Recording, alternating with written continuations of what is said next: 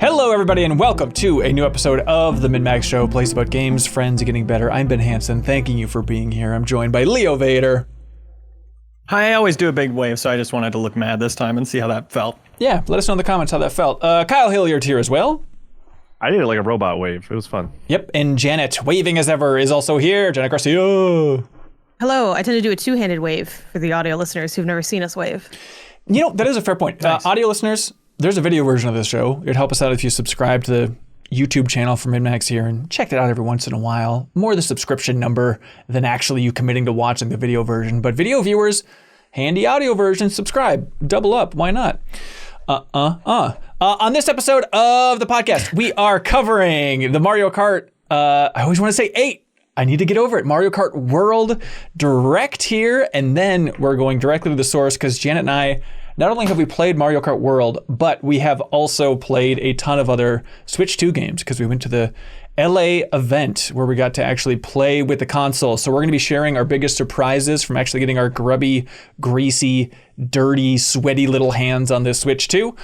Then we're going to be talking about Rematch, which is a soccer game, but don't tune out, non-sports fans, please, because it's the soccer game that's from the developers of Sifu, and Leo's been playing it, and Janet's going to bring her soccer expertise to this whole thing.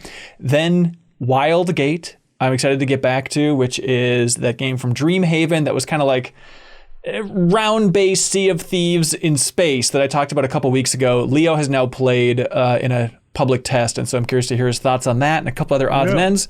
And then back half of the show, we have some great questions that people submitted over there on Patreon. Thank you so much for supporting us on Patreon, submitting comments along the way.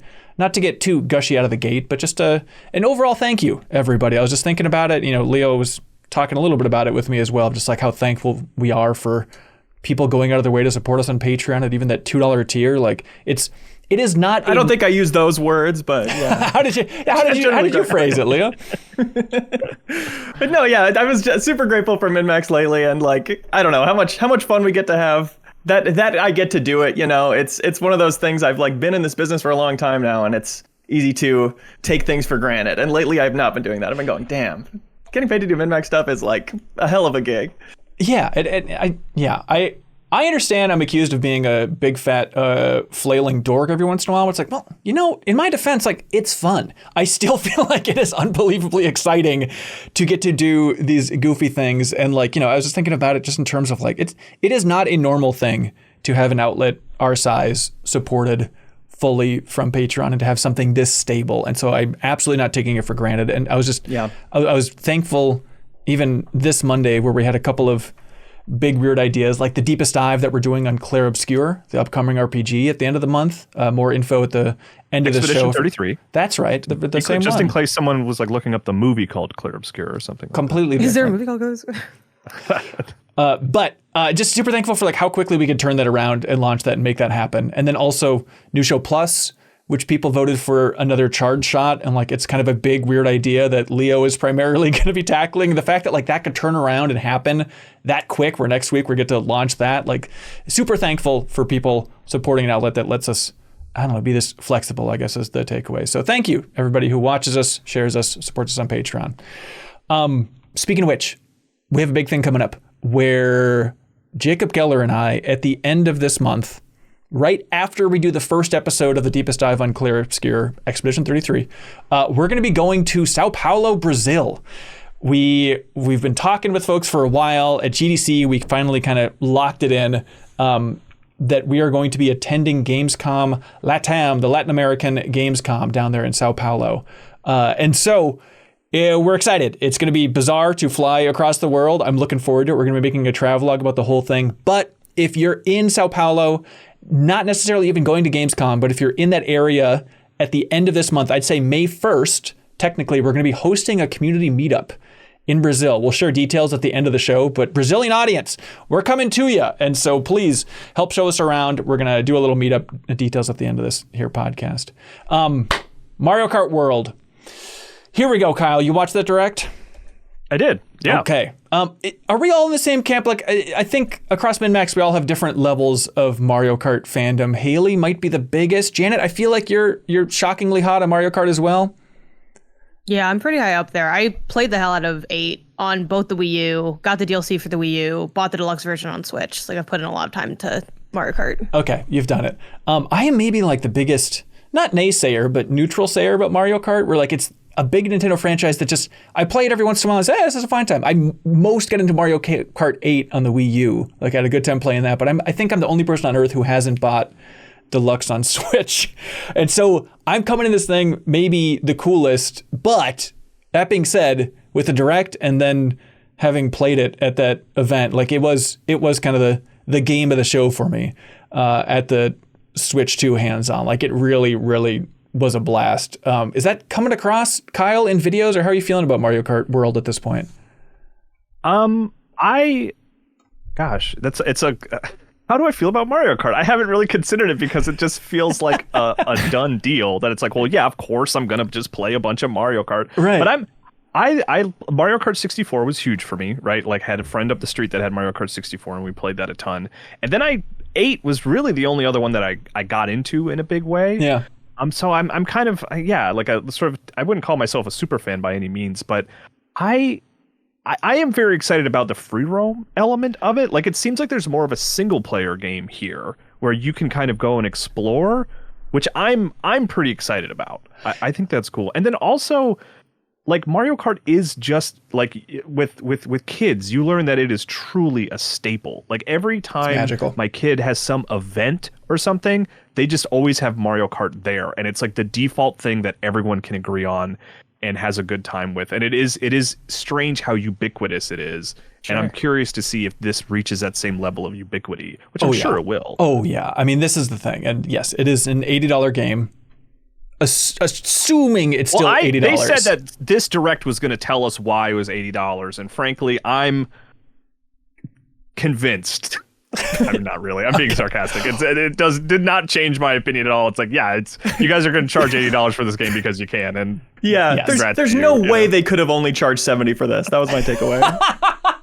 Do you think they could have gotten that penguin in there for $70? Are you kidding me? It just doesn't make fiscal sense, no. I'm working from the angle of, like, I thought it was interesting, even at the end when they talked about the bundle and anything, no prices. And in the press release that they sent out, still no prices listed there. It's just like, this thing is locked in at 80, right? It's not going to be shifting around, or maybe it's just because they don't have the price. It could only go up, I think, at this point with tariffs. Right? But also, if they don't have the price, locked down for the bundle, then maybe they don't want to convey that. And it's weird to convey one thing without the other. But it's like, them making the case. We talked about it last week on the podcast, or maybe 2 weeks ago, but them making the case of, like, you'll see why it's the biggest game ever. It needs to be charging $80 for it. It's like, it's going to be a game you play throughout the entire Switch 2 life cycle, which is probably the cleanest argument they could make. But it's not like this being $80 makes more sense than, a Cyberpunk or a GTA or freaking Fortnite, which is free. It's like, come on. I didn't watch the Direct and think like, my God, this feels like 2 Mario Karts or anything like that, And in a world where so many games do go like all the updates will be free, like we'll support it and it won't be additional cost, for them to have this expensive of a game, if they added that to the messaging, that would be great. But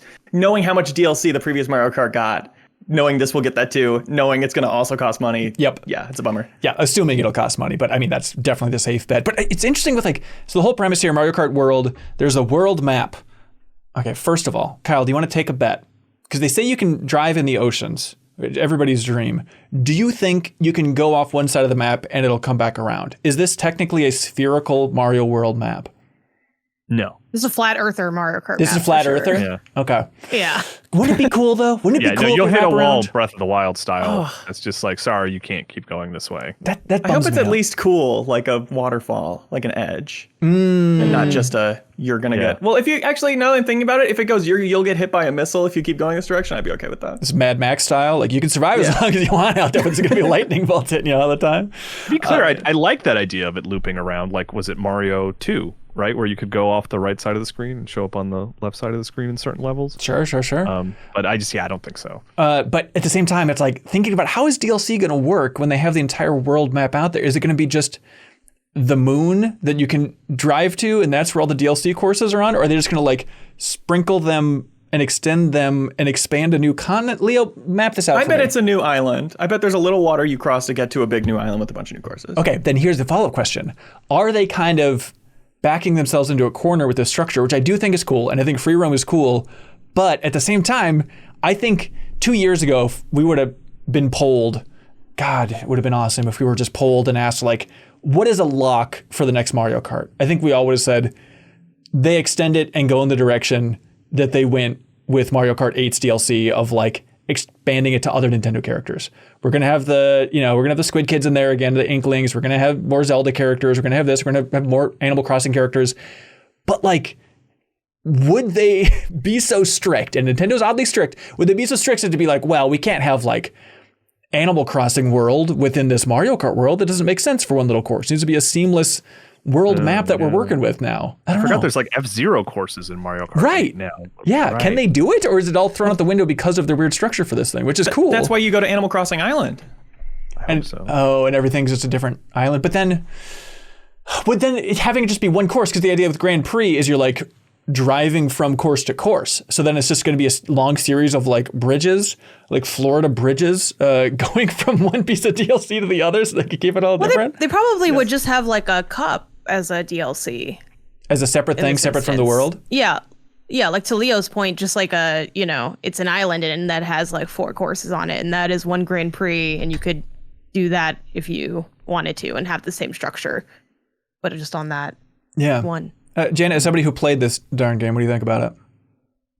I loved the time that we had playing it. Frankly, I think the direct was like a little bit of a bummer. The second they said it was only gonna be 15 minutes, I said, you ain't gonna say nothing to me in this direct. Because what I really wanted was to really get into the weeds of that free roam. They spoke so little of it prior, and they did show a little bit more of some of the things you can do with the like question block pads and a few, they're going to have items that'll kind of guide your eye to these little sections.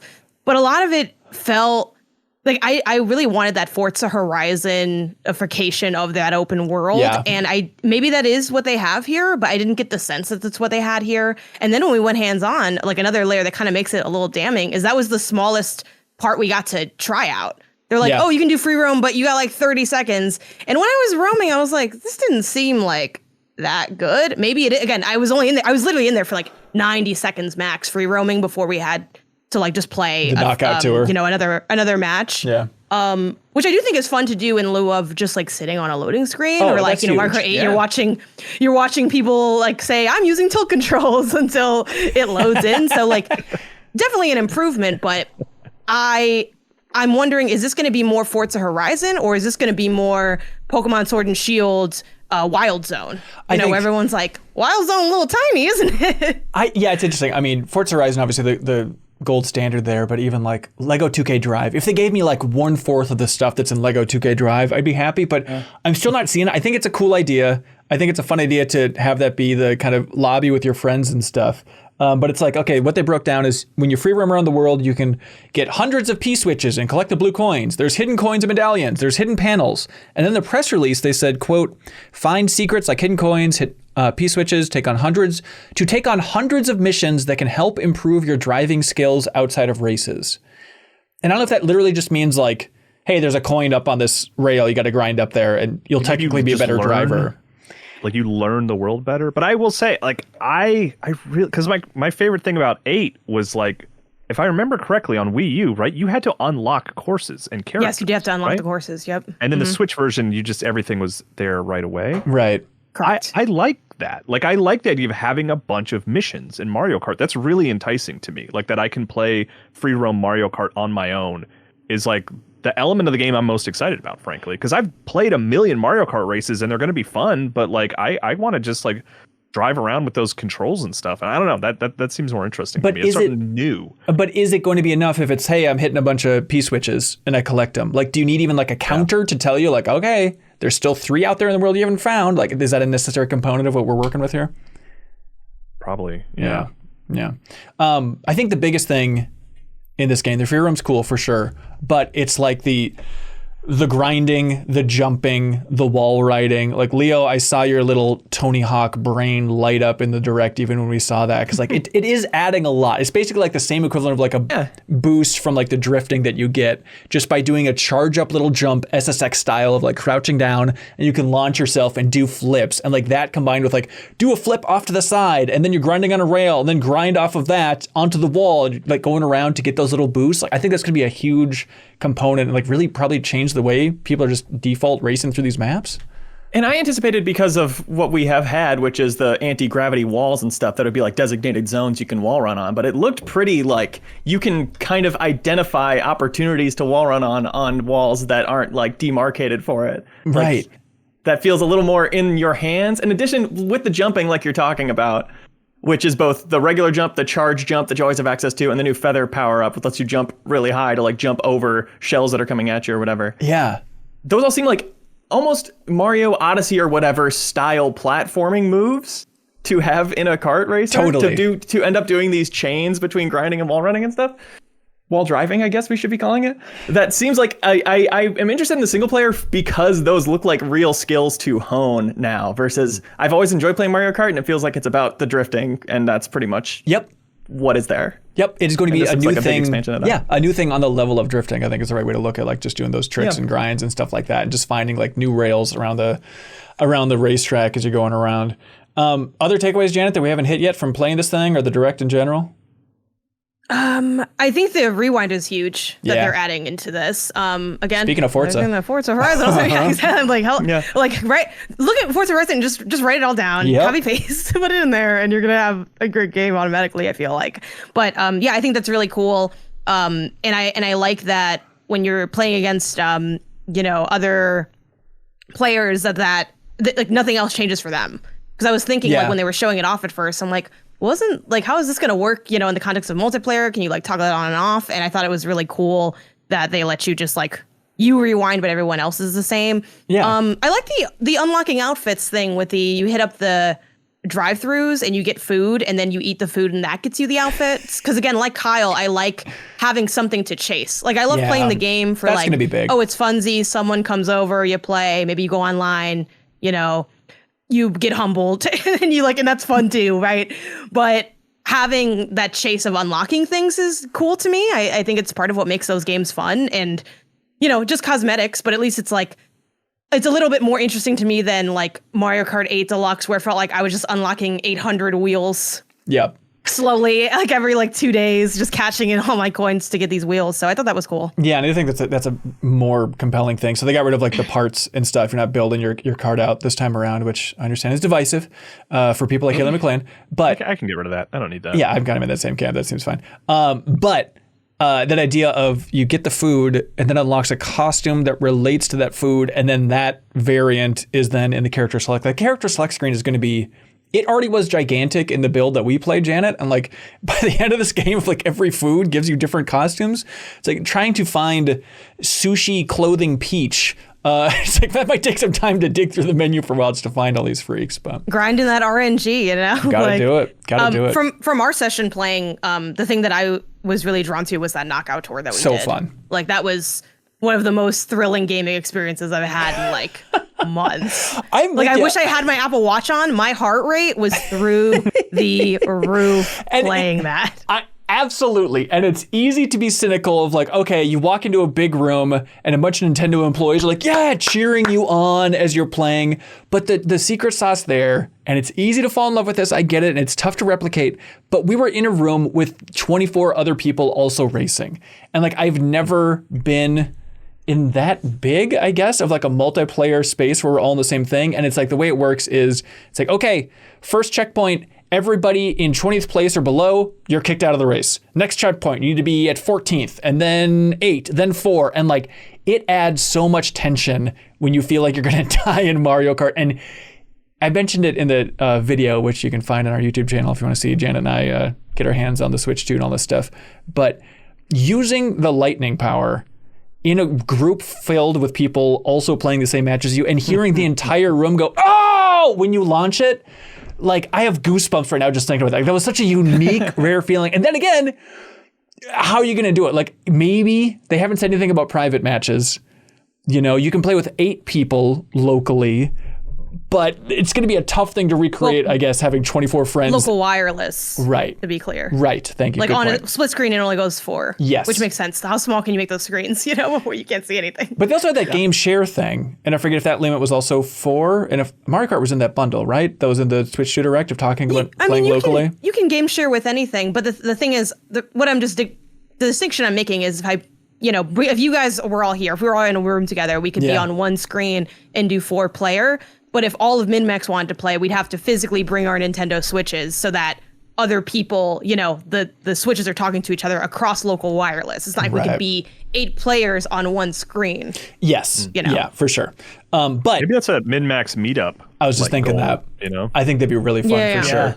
And that's the thing, Janet, like that was amazing playing Knockout Tour in that big group. What do you think? If we can capture 1/10 of that at home, you'll be happy? I think, honestly, I know it's not going to be the same because I'm probably not going to do a 24-person LAN party for Mario Kart, but I might. Lots of events in LA. Someone throw it together. I'll pull up. Local competitions. Yeah, I think that would be fun for that. But also just there's so many other forms of community, right? There's us at MinnMax. There's people in the Discord. There's streamers with their community. I think you'll still feel that, or just even just playing locally and doing, I'm not sure if they let you do that mode. I know Mario Kart 8 Deluxe, you could go local online together, which I always loved, where it could be me and my brother playing locally on a split screen, but we're online together. I don't know if they've talked about that, so, that's kind of speculative on my part, but the fun of that too, because there's still a thrill of then it's which one of us makes it? I think it'll still have a lot of that fun. I mean, there's a reason that kind of battle royale formula is so popular, and it's because it's exciting to see how long you can hang on. And I think that'll still be fun even at home. I will say though, our session, they did have that smart steering on, and I feel like without the smart steering, I maybe could have really cooked. I don't know. They wouldn't turn it off. I don't think they could turn it off in that build. I don't think they can in that build. There's no setting in there for it. Oh, that's frustrating. Yeah, I do like smart steering. It's good. Yes, as an option to exist. Yes, but to have you guys use it, they wanted to live everybody at the same playing field, all that fun stuff. They said they wanted it to be fair for everyone. And I'm like, all right. Yeah. For game journalists, I'm kind of here for work. But I mean, I don't know if the New York event was like that, because to be fair, me and Ben, the event we attended was also attended by the public. It was the same as the raffle. While the New York one, it was the same venue space, but technically held on different days. I don't know if that means they did anything to the builds for press versus public. Probably not. Yeah. That seems like it's not worth the hassle. So I couldn't really take, I couldn't take the cuts that I really need to take to shave off the time. But, I get it. But also neither could anyone else. So don't at me. I didn't win the race, but I was in there. Me and Ben died at the same time, and that was a dub to me. Yep. Is there good spectating after you die? That's a good question. No. Probably. Maybe. We walked away from the Yeah, we were booth, so pretty pissed. We slammed the controller down and stormed out. So yeah, it's Mario. The big innovation, I guess you could say, maybe that's too strong a word, for Mario Kart 8 was those the replays. The highlight reel. I imagine they're probably that's why I'm I don't really want to talk on it, because I literally just walked away from the station. I don't remember. Yeah. So that would have been good to say. If spectator mode is basically the same as they just have different cameras that let you follow the race, that'd be enough. That'd be great. I bet you can check the travelogue and probably see in the video what it looked like. We did real spectator mode where we walked over to who was still playing. Yeah, I know, it's a different situation. But I mean, to that point, Kyle, I love that highlight. I love the replay. Obviously, the Luigi death glare, all that stuff is popping out from that. But as we talked about in the reaction stream, you can't really do that because with Grand Prix here, you're racing from course to course. So unless that's at the end, and I don't remember if it was the ability to do that slow motion highlight reel thing, we're kind of losing that from race to race like we had Mario Kart 8. Was it Mario Kart TV? I think that's what they called it. Yeah, of course. Speaking of which, I thought it was cool. I thought it was cool in this one how if you have the camera, it'll put a live video of your face over your character racing through the course. And then I thought it was really cool that in 4-player split screen even. The Mario Kart arcade game. Yeah. Oh, interesting. Yeah. I wonder if they pulled it from that. It's interesting how much they kind of have seemingly borrowed from existing Nintendo things that are not directly home video game consoles proper. So things like, Melio Sarah, Universal Studios vlog, go watch that now, because with the context of Switch 2, it hits totally different, because so many of those games we played where Leo's this feels like a Kinect game. That's Switch 2, baby. We were looking into the future. And then same deal with Kyle. Yeah, I had the same thought where I'm this is what they do at the arcade, or you take your little picture and you see yourself on the screen. Yeah. Which is great. I love that in the arcade version. That's a fun part of that. And I do think it's really cool how even in 4-player split screen, how if you have a camera, the camera will detect the 4 faces and still put it on the screen like that. That seems novel enough for me. But then I feel like my friends aren't going to have the camera, and I don't want to be dealing with my camera on. So that's the only thing that kind of was I don't know if other people can everyone turn their camera on for this Mario Kart game. Cameras on, please. Cameras on. There we go. That's it. Mario Kart World Direct. Curious what y'all think. Oh, that grinding real quick. Yes, sir. Like, I just want to know, like on a basic level, is it like you get close to the rail and you jump and like you push your part towards it and you land on it? Like, is it really simple, or is it like more yes? I think most of the time you do have to do the charge jump to launch onto the rail. So you have to like hold it and you kind of like crouch down and then blink, and then you can choose the direction that you go. It depends on the height of what you're trying to get onto. So you can get onto it with like a normal jump. You can also drive up onto it depending on the type of rail it is. It is possible to fall off, as I did during my demo session of one, because I tried taking almost like a power line kind of thing they had like off to the side. That was I'm like, oh, this is like a shortcut. And then like I fell off of it and was just like slowly driving in the grass. And the person's like, sometimes it doesn't work out for you. And I'm just like slowly driving. So but you're yeah, not there Tony definitely Hawk is balancing, right? You're not. No, like, it's okay. It's I don't think it's nearly that intensive, but it does require like maybe a little bit of either maybe easing off the joystick or maybe I actually like. Yeah, maybe I actually pushed myself off, assuming that I needed to balance. Frankly, it was a little tough to glean that completely from our time. But yeah, there are a lot of things that, like Ben said, charge jump, or that you'd have to. They even have like a question block, which I'm sure they've shown in trailers and stuff, where you have to charge jump to hit it. Which I thought was kind of interesting of a thing that they kind of added in there. So like my takeaway from playing is the gap between regular people and the online sickos is going to become a chasm, because the people that are going to really like, I think when you play online, you're going to see at least 1 to 5 people parkouring like there's no tomorrow, like parkouring all over you. But again, it's Mario Kart, so there's items, I'm sure things will kind of balance out a little bit. But I'm like, oh, the people that are really good at these games are going to get like dumb good. And I do think that's a strength of the rewind met with the free roam, for the kind of idea of almost exploring a course outside of racing to find, because that's like something that I've always like low-key struggled with Mario Kart. Like I get lazy to find the shortcuts and I'm just like, I'm just going to take the regular path. But I'm like, okay, this kind of really if you want to be a sicko, you can study this course on your own time and really like get to know it, which I think is kind of fun. Yeah. Kyle, I'm not making this argument, to be clear.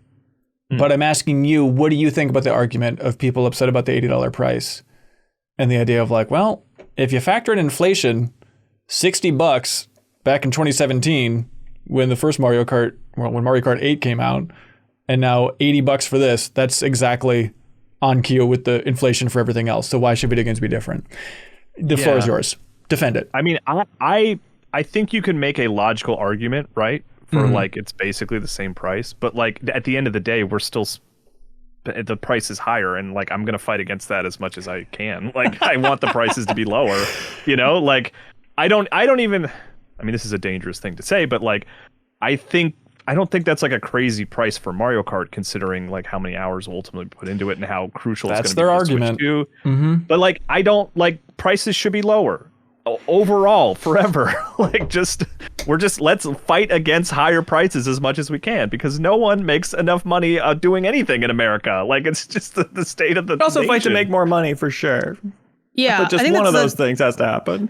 The thing that people don't talk enough about when they talk about inflation, a lot of people bringing out that, back in 1990, whatever, we were actually playing 1,000 buckaroonies for whatever. Like that we is changed such our currency in the last 20 years. I know, exactly. That is such uncontextualized BS. Like, I think if we want to bring in context, you have to bring in the full context. And the reality is the cost of living has skyrocketed since that time, and wages do not go up in the same rate. There are so many people in this country, both blue collar and white collar workers, who don't even get like inflation increases to your wages. Yeah. You want to talk about, oh, it's the same amount. Okay, well, then by that logic, you actually make less money every year that you don't get an increase at your job, which is factually true. So I feel like we're not having enough of those conversations and adding that into the context to make it make sense. It's like, yeah, we don't have, sure, back when video games were $8, my parents also had a home off their blue collar income. That's literally not possible now in most places in America, not even just major cities. Like, so many people are feeling that. And, hey, that's our reality. But to say, oh, well, what's $80 compared to this or whatever, or, oh, it's the same. It's not the same. Right. Because I make the same as I made then. So my dollar doesn't go as far. So now you're asking my dollar to go farther than it does, with everything kind of saying, well, I got to raise my prices. But again, that doesn't, hit the worker in the same way. So it's not a level playing field financially. And I For also sure. think, yes, one goes up, the rest go up. And of course, we want, I think developers and studios to be able to exist in this climate. But I think so much of the frustration is too, again, these are all worker related issues. It's not like me paying $8 for Mario Kart is necessarily going into the pockets directly of those developers or giving them job security either. Granted, I know Nintendo is one of the better companies for that. But part of that, why is that? The laws that are in Japan. People always talk about, they don't have layoffs. There's so many more worker protections in Japan for what you have to do to even be able to lay off your workers. So again, these are all interconnected issues. So to try to boil it down to, well, when I Google what's $60 today versus now, it's technically the same, is a very decontextualized way to look at it.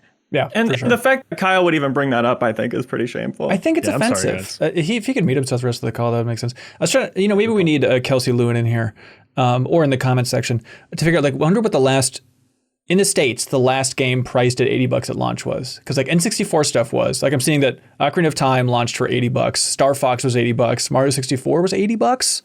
According to AI Overview in Google, so who the hell knows? I mean, there are special editions of things like NBA 2K, the special edition, I think has it doesn't count. I want standard but level game. I think it'd be N64. 70, right? Yep. Which was kind of shocking. But. But Mario Kart compared to Tears of the Kingdom, I mean, come on, you can't compare those. Mario Kart has so much more content.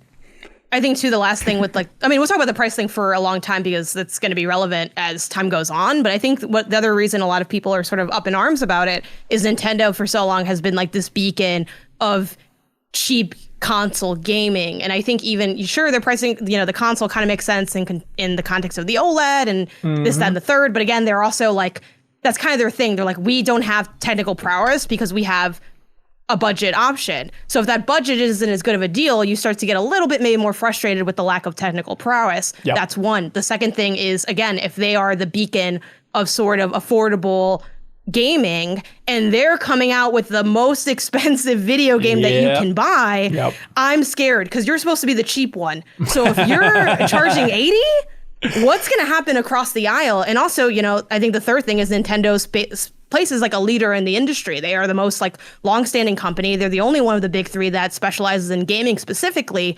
People, are obviously always looking at the competition, but they also look to them as a bit of that standard. I think they've also been so pro-consumer during the Iwata era. That was such a big talking point. Yeah. And I think all of this shapes this feeling of is the Nintendo I knew changing, and are those changes good or not? Yep. And the concern there in that part. So very fair. Hey Kyle, you know what's cheaper than a cup of coffee though?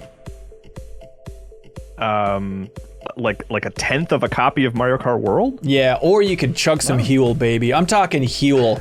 The Black Edition's ready to drink meal in a bottle. One bottle contains 35 grams of protein, 27 vitamins and minerals, and it's low in sugar. Huel is a perfectly balanced meal designed by nutrition experts and takes the guesswork out of healthy eating. The ad copy for Huel and asked us to drink some Huel on camera. I can't because I chugged it all aggressively. I was down and left and right.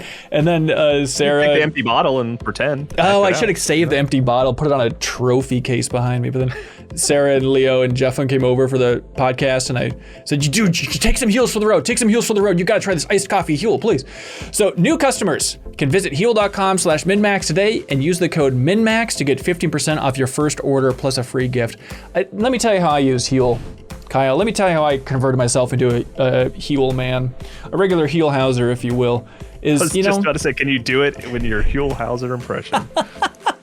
I can't choose my favorite flavor. That's a very LA deep cut. That's not great. Yeah. Vanilla, chocolate, strawberry. No, but it was it'd be 1 o'clock and everybody's, I haven't eaten lunch yet. I got to have something real quick. It's okay, let me just have a good, hearty Huel. Let me chug this thing. It's got a bunch of vitamins and minerals in there. It's good when you're in a rush. High in protein, had plenty of vitamin C, vitamins all the day long, and it tastes good as well. Nice thick Huel. So new customers, you can visit Huel.com/MinnMax today. Use the code MinnMax to get 15% off of your first order plus a free gift. A link in the bio if you want to check out some Huel. Chug some Huel. It's on me. You pay for it. Hey, Janet, we got to play the Switch 2. Watching that Nintendo Direct, it's if only we could touch it. If only we could feel what this slightly bigger Switch felt like in our hands. So we could talk about this for days. Maybe we'll talk about it in future episodes a little bit more and stuff, but I thought it'd be more fun just to break down surprises. You know, we go in with a certain expectation. What was surprising along the way, actually need to play this thing, play the game, stuff like that. Janet, hit me with a surprise for the Nintendo Switch 2. What do we got? You can take off the Joy-Con 2 without releasing the latch. that is a big one. Kind of said you couldn't do. Where did they say that? It was maybe implied that they're like maybe securely it was implied. There was you're right. a whole, maybe it was implied.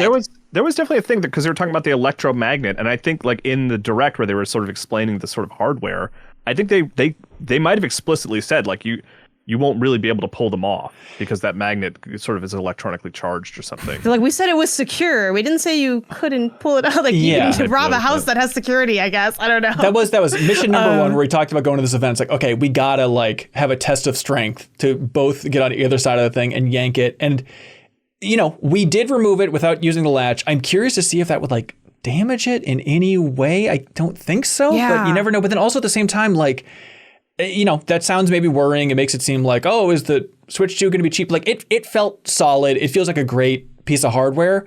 And I don't think it's not loose enough where it's going to fall off on its own. It's just like, it was a solid, and then you could kind of get it off there, which you can see in the video. And we could do it individually. Like we did it originally. I thought it would be a lot. The way it was talked about, I thought it would be like 4 docks, you know? So I'm like, okay, let's grab it from each end. And then I was like, I think I can just do this. You know, you give it a hard pull, you can just do it. And like, I think most people probably wildly will. Strong. Right. Despite my appearance, I know I'm super swole for podcast listeners. Janet. Don't check the video, but you know, obviously. So that surprised me, but at the same time, again, I don't think that's necessarily a problem because like just remove it the correct way. There's incorrect ways to do a lot of things with your technology, but that was probably my first like, oh, this was interesting. But I agree though, people will try really hard not knowing about the button and it'll eventually work and they think that's just what they have to do every time. Yep, you're probably right. And I think it's going to be really fun. That's also a good point. Like to think of kids growing up with a Switch 2, because I bet a bunch of little babies out there are not going to be able to remove it, but it's going to be like a weird test of strength, I bet, for kids of like, can you remove this on your own without hitting the button? And also, the new Wii Fit, like the sword of Excalibur. It's exactly like Excalibur. It's exactly the same. But also, I was thinking like, oh, it's going to be fun. Like basically, what we did, it's kind of like a wishbone. If you grab either side of the Switch 2 and kind of yank on it, like which side's going to yank, then your wishes come true. You know, so a bunch of joy to be had from technically being able to remove these things without hitting the release patch for the... A steal at any price. Let's see. Big surprise for me. I think number one surprise, which may be odd, is the analog sticks felt amazingly smooth. Like Janet brought her Switch 1 and like even on the regular Joy-Con, Joy-Con 2 as they're called now very clearly. Yes. Like you just rotating that around, it feels like creamy butter. And then especially having that right next to the Switch 1 was like, oh, there's more clunk in here than you think. And especially then for the Pro controller, also just crazy buttery smooth. And so I'm curious to see how that ages, if maybe it'll lessen over time. But out of the gate, that was my biggest shock from actually holding this thing. Well, I'm curious if the comparison point was worn down control sticks. Do you think that was the case? Like if you took a Switch 1 out of a box today, do you think it would feel similar or there was a difference to it? I think it was a difference. Yeah, I don't think it was just like a brand new. But we should have went to GameStop before to buy one more set of Joy-Con. Or any other retailer that sells Switch. Yeah, does Gonzalo I don't know, man. There's a lot of know. stuff out there, so. Switch Joy-Con thumbsticks also are really short, which can weirdly have an impact on like aiming in games. Are these any different as far as that? Height-wise, I don't know. I didn't notice it too much. They're definitely bigger. They feel better to hold sideways on your own. I mean, it's still a frickin' Joy-Con and not going to be ideal, but it does feel significantly better. But I don't think it's that much taller. But we could probably check the specs to find out for the height of that actual thing. If it did feel like Lux compared to the Switch 1. Like my Switch 1 felt broke after holding the Switch 2. It has like this really nice matte finish, I think, combined with like how smooth like the buttons feel. Really makes it like feel like an elevated experience from Switch 1. Yeah. It's not on the level of Steam Deck, because I remember picking up that Steam Deck for the first time where I was like, holy cow, this is some primo stuff. But it's more in line with that feeling than it is with the Switch 1 to me. But Ben, you have a Steam Deck. How'd you feel? I don't know. I think from that standpoint. I mean, I like the feel of the Steam Deck. And like for Switch 1, I have one of those Satisfy grips. And so I really need that kind of thicker grip for it, but I love that. But I don't know, like if there is a grip that kind of works better to curve around my hands, like I think the Switch 2, I think it feels great. Like I love the Steam Deck. The more you spend time with it, I feel like the clunkier it can kind of get in some respects, just kind of hanging up in menus and stuff like that. And so I'm imagining the Switch 2 will be a smoother product overall. So I think I'd probably put the Switch 2 just in terms of like premium feel above the Steam Deck at this point, personally. I mean, my big question for Steam Deck comparison, I love my Steam Deck. I play it a lot, but like I still, you know, if it's like a, you know, a game that I think will run well on Switch, I will still always go Switch because it's so much lighter. Like the Steam Deck hurts my hands because it's heavy and it's big. So like it's tough to like, it's tough to, I know you guys didn't have like a Steam Deck there, but like is the weight of the Switch 2 like better than the Steam Deck? Because the Steam Deck I think is too heavy ultimately. Yeah, it's lighter than the Steam Deck. We have the comparison in the video, but I think it's like 1.4 pounds compared to 1.1 for the Switch 2, something like that, I think. So it is technically a little bit lighter, but heavier than the Switch 2. I mean, it is bigger too. Like that is a shock, I guess, picking it up. It's like, oh yeah. So I think you misspoke. So heavier than Switch 1, lighter than Steam Deck? Correct. Yes. Okay. Sorry. Yes. That's and where it feels like significantly lighter than the Steam Deck. Obviously, like numbers are numbers, and like that's obviously an objective like thing that we can look at in a measurement. But just in terms of casual feel, without looking at that, there was like they don't even feel close in terms of weight. Like I would never mistake one for the other picking them up. But it does definitely feel like my Switch 2 got a little like heavier because I think because of so much of the form factor is the same in terms of the width. It just feels like almost like you put, you know how you can work out with like wrist weights on? It felt almost like that. Like it's like if you could put little weights on your Switch 1, that's exactly how it feels. Okay. So it's like a denser thing. While the Steam Deck is such like a hulking monster of a console, you're like wrapping your whole body around it. It's like just, you know, I love my Steam Deck, but it's definitely like too heavy. Like that is too heavy of a console. And I'm really glad that Nintendo found a way to make something a little bit like fancier without it being what feels like 1 million pounds holding the Steam Deck. You guys are such babies. Oh, you got another surprise there overall, Janet? For the like feel of the console? Just anything. Launch it.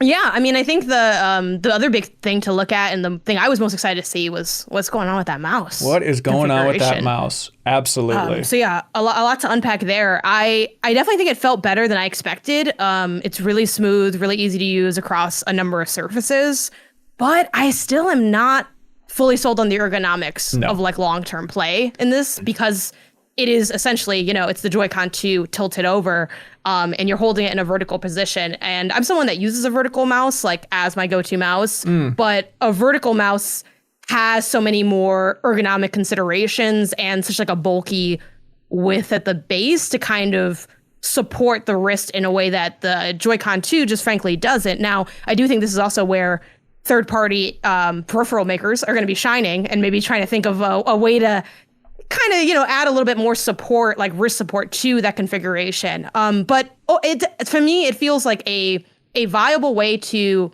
try out those more PC-oriented games, and that's like my plan for it. Like, I don't remember offhand if Golden Idol is on Switch 1, I think it is, but I'd love to like try playing that game on a Switch 2 with the mouse configuration and seeing what that's like. And I was also very impressed by how quick it reorients from controller mode to mouse mode. I think, Ben, what is that? It's like a gyroscopic thing? Yeah, where it can just detect when you've tilted it and stuff. Yeah, and so it'll just, you just quickly flop it down. That was, I think... You just rip it off the side. Yeah, piece of cake. I mean, I think one of my biggest surprises after playing with the mouse is like, are people really drinking the Kool-Aid on this mouse? Like at the end of the event, I was like, what are we doing here, everybody? It's a mouse. It's like a skinny, weird mouse that you can technically use, but the idea that this is like a revolution for gaming, I'm not seeing it. Like it is as comfortable as it is to hold a Joy-Con instead of holding a controller, is to use this like a mouse. You know, it's like you can technically do it, but what are we doing here? The thing about it's worth noting too that me and Ben's hands are very different sizes. I have very tiny hands. Like I'm a small woman and Ben is a tall man. Well, thank you. I mean, you guys are still people who have a PC, like a good gaming PC that you play PC games on. I'm still thinking I don't use like it. The advantage. Oh, you don't use it? No, I don't use it. I hate gaming on my PC, so this is totally up my alley. Wow, okay. But like, I just think about kids, right? Like the idea, the Joy-Cons becoming it's not that it's like the best way to play a multiplayer game, right? Is you each use Joy-Cons, but the convenience is undeniable. Oh yeah, for sure. Right? You just go for it. And I think with like younger kids who just don't have a PC, I do think it's going to be huge. I think to have the option of a mouse is going to be huge for them, but it might not be huge for us. I get that. You know? What is the setup? Walk me through the setup in your living room where this is going to make sense. Are you going to have a lap board? Is every kid playing with this mouse? And technically you can put it on your pants. It's like the great mystery of like, will it work on this? Just try rubbing your own mouse on anything. You tell me if it works. Kids it's the same thing. They'll figure it out, man. You watch a kid play Minecraft on an iPad, like they will use the mouse on the back of their head or something. Like, I don't know what it is, but you know. It is genuinely how I did play Keep Driving. Leo, I forgot what we talked about in terms of our setup configurations, but I played that on my Steam Deck. I think here's the thing with the mouse. I don't think it's going to, again, revolutionize how we play games. Like Metroid Prime 4 was what they had there, which also I was surprised to see Metroid Prime 4 existed. Like seeing that kiosk, I was like, y'all got Metroid Prime 4 here? Like I was very like, I don't know if enough people are talking about Metroid Prime 4. But we'll talk about that a little bit also. But playing and checking out the mouse, like, I don't think it's necessarily going to change like how we play Metroid Prime 4 holistically. Like I think a lot of people will just use like a controller setup. And if you want to use mouse, cool, I guess you can, like it's the same difference. Yep. But I think it's going to revolutionize where I play games that really aren't optimized for the Steam Deck. Like there are just some games that are very mouse-based games. And I think there's a reason that the Steam Deck has a trackpad. Yeah. It's because there are just some games where you need a mouse and you just do. And they're like, okay, cool. We know that. And we built that into our console. And that was a very smart thing and a thing a lot of people enjoy and appreciate. However, Steam Deck trackpad, it don't work that great. I don't find it very easy to use it. Yeah. This I find a lot more comfortable to use. And I played Keep Driving, Steam Deck hooked up to the TV like a console, Bluetooth mouse connected, Xbox controller also connected. So I could use the joystick to move and the mouse to do it. It was a horrible setup, but I would rather do that than sit at my desk. And with Switch 2, I could just use that there. Again, very specific use case, but like I'm gonna use that mouse, like probably for sure. Yeah, the idea, like I'm excited to see what the talent in Nintendo is brainstorming with to come up with for good uses of the mouse. Like the Mario Party games that they added for mouse support, they're fine little things. The stuff in Welcome Tour, which we can talk about, the mouse mini game, totally fine. Feels like a game you could have played on Windows in 1997. I'm just trying to like move your mouse and dodge things. Like it doesn't seem like a Nintendo level genius implementation of anything yet. But there is cool stuff like in Bravely Default Flying Fairy HD, of course. In the Treehouse video, you can even see there's like a mini game mode where you're like controlling your airship with the two mice and like using it to like, oh, I gotta turn this dial over here, or I gotta adjust this thing over here. It's like, that seems fun little gimmicky things. But like, even talking to Nintendo folks, so much of them are like, oh, the power of that mouse. Just think of the possibility of that mouse. I'm like, sure, show me. I'm not seeing it quite yet. It's kind of just a mouse and it's not exactly blowing my mind. But the biggest impact it'll have is on kids playing Fortnite, word spreading. You can actually aim a lot better with a mouse. You're probably right. Yeah. Yep, yeah. That could be it. Let's see. Another surprise for me was that on the what's affectionately called the dog head grip, like the grip that comes with the Switch that you can slide the Joy-Cons into, I didn't know that there were the programmable buttons on the back of that. So the GL and GR is also baked into that grip. Like when they were talking about the Switch Pro controller and stuff, I thought like, oh, okay, that's where you get the programmable back buttons. But I guess technically this is the first console to ship with like programmable back buttons as a default then, if you have it with the dog head that comes with it, right? And so it's weird that Nintendo's being the most hardcore instead of just saving that for kind of their elite controllers and stuff that they sell off to the side. Like even in the baseline, it's in there. I do want to double check something on that because I know they have like the Joy-Con 2 charging grip, but then isn't there also a non-charging grip that doesn't have the 2 extra buttons? And then which one does come with the console? Like if you could Google all of that like in 10 seconds, that would be great, Ben. Because I failed to find all of it at one time. I'd have to imagine the one that we played Mario Kart with. I'd have to imagine that would be the one that's just kind of the default one with the console, right? Although, but then if that's not, if it has no power, then maybe you're right. maybe there is. Like, is there another one, or do they only sell the Joy-Con 2 charging grip? Is it just like one grip? It's just for the charging case. That's right. Okay. All right. Good catch. Yeah, I was way off then, but it is available on the charging case version of it, which I guess would make sense because it's not just a hunk of plastic. You'd have to have some thing in there. Okay. So I guess it's not default in there. So there's a surprise as well. Still pretty hardcore. There's no doubt about it. Shout out to the random people that be posting on Blue Sky, and I just read them because that's how I found out. I think it was Jake who had posted about that. Very helpful. Let's see. On the Joy-Con front, our favorite game, Drag and Drive, the wheelchair basketball game. Like Janet, we talked about it. It was surprising to me that with HD Rumble 2, as it's officially called, which we learned thanks to Welcome Tour, and you say it's pointless, Kyle, that as you're like pushing the wheelchair, sliding the two mice along the ground, like the texture of the wheel is conveyed in the rumble of the Joy-Con mouse. Which is a weird thing to convey, but that part felt cool. Do you lift the mouse? No, you just slide. Slide back and forth? Slide. Mm-hmm. Yeah. Well, actually, do you lift the mouse? I guess you'd have to. Technically. I guess you'd have to. Yeah, you have to. Yeah, you do lift it. But the fact that I didn't fully remember, I think, says a lot about what it feels like to play this game. That's right. How intuitive it is. Yes, it is. It had... I felt like I was working for real when I was going through that tutorial where it's like, and then you do this and then move this. And then I'm like, okay, like it was a bit complex for what I think kind of is trying to attempt to gain like a more casual party game vibe. It's just like, yeah, I just don't see myself going into that and being like, you know, what's going to get this thing rocking? Drag and drive, baby. I think there's just so many other better options that check that kind of box. Yeah, it had the energy. If you remember...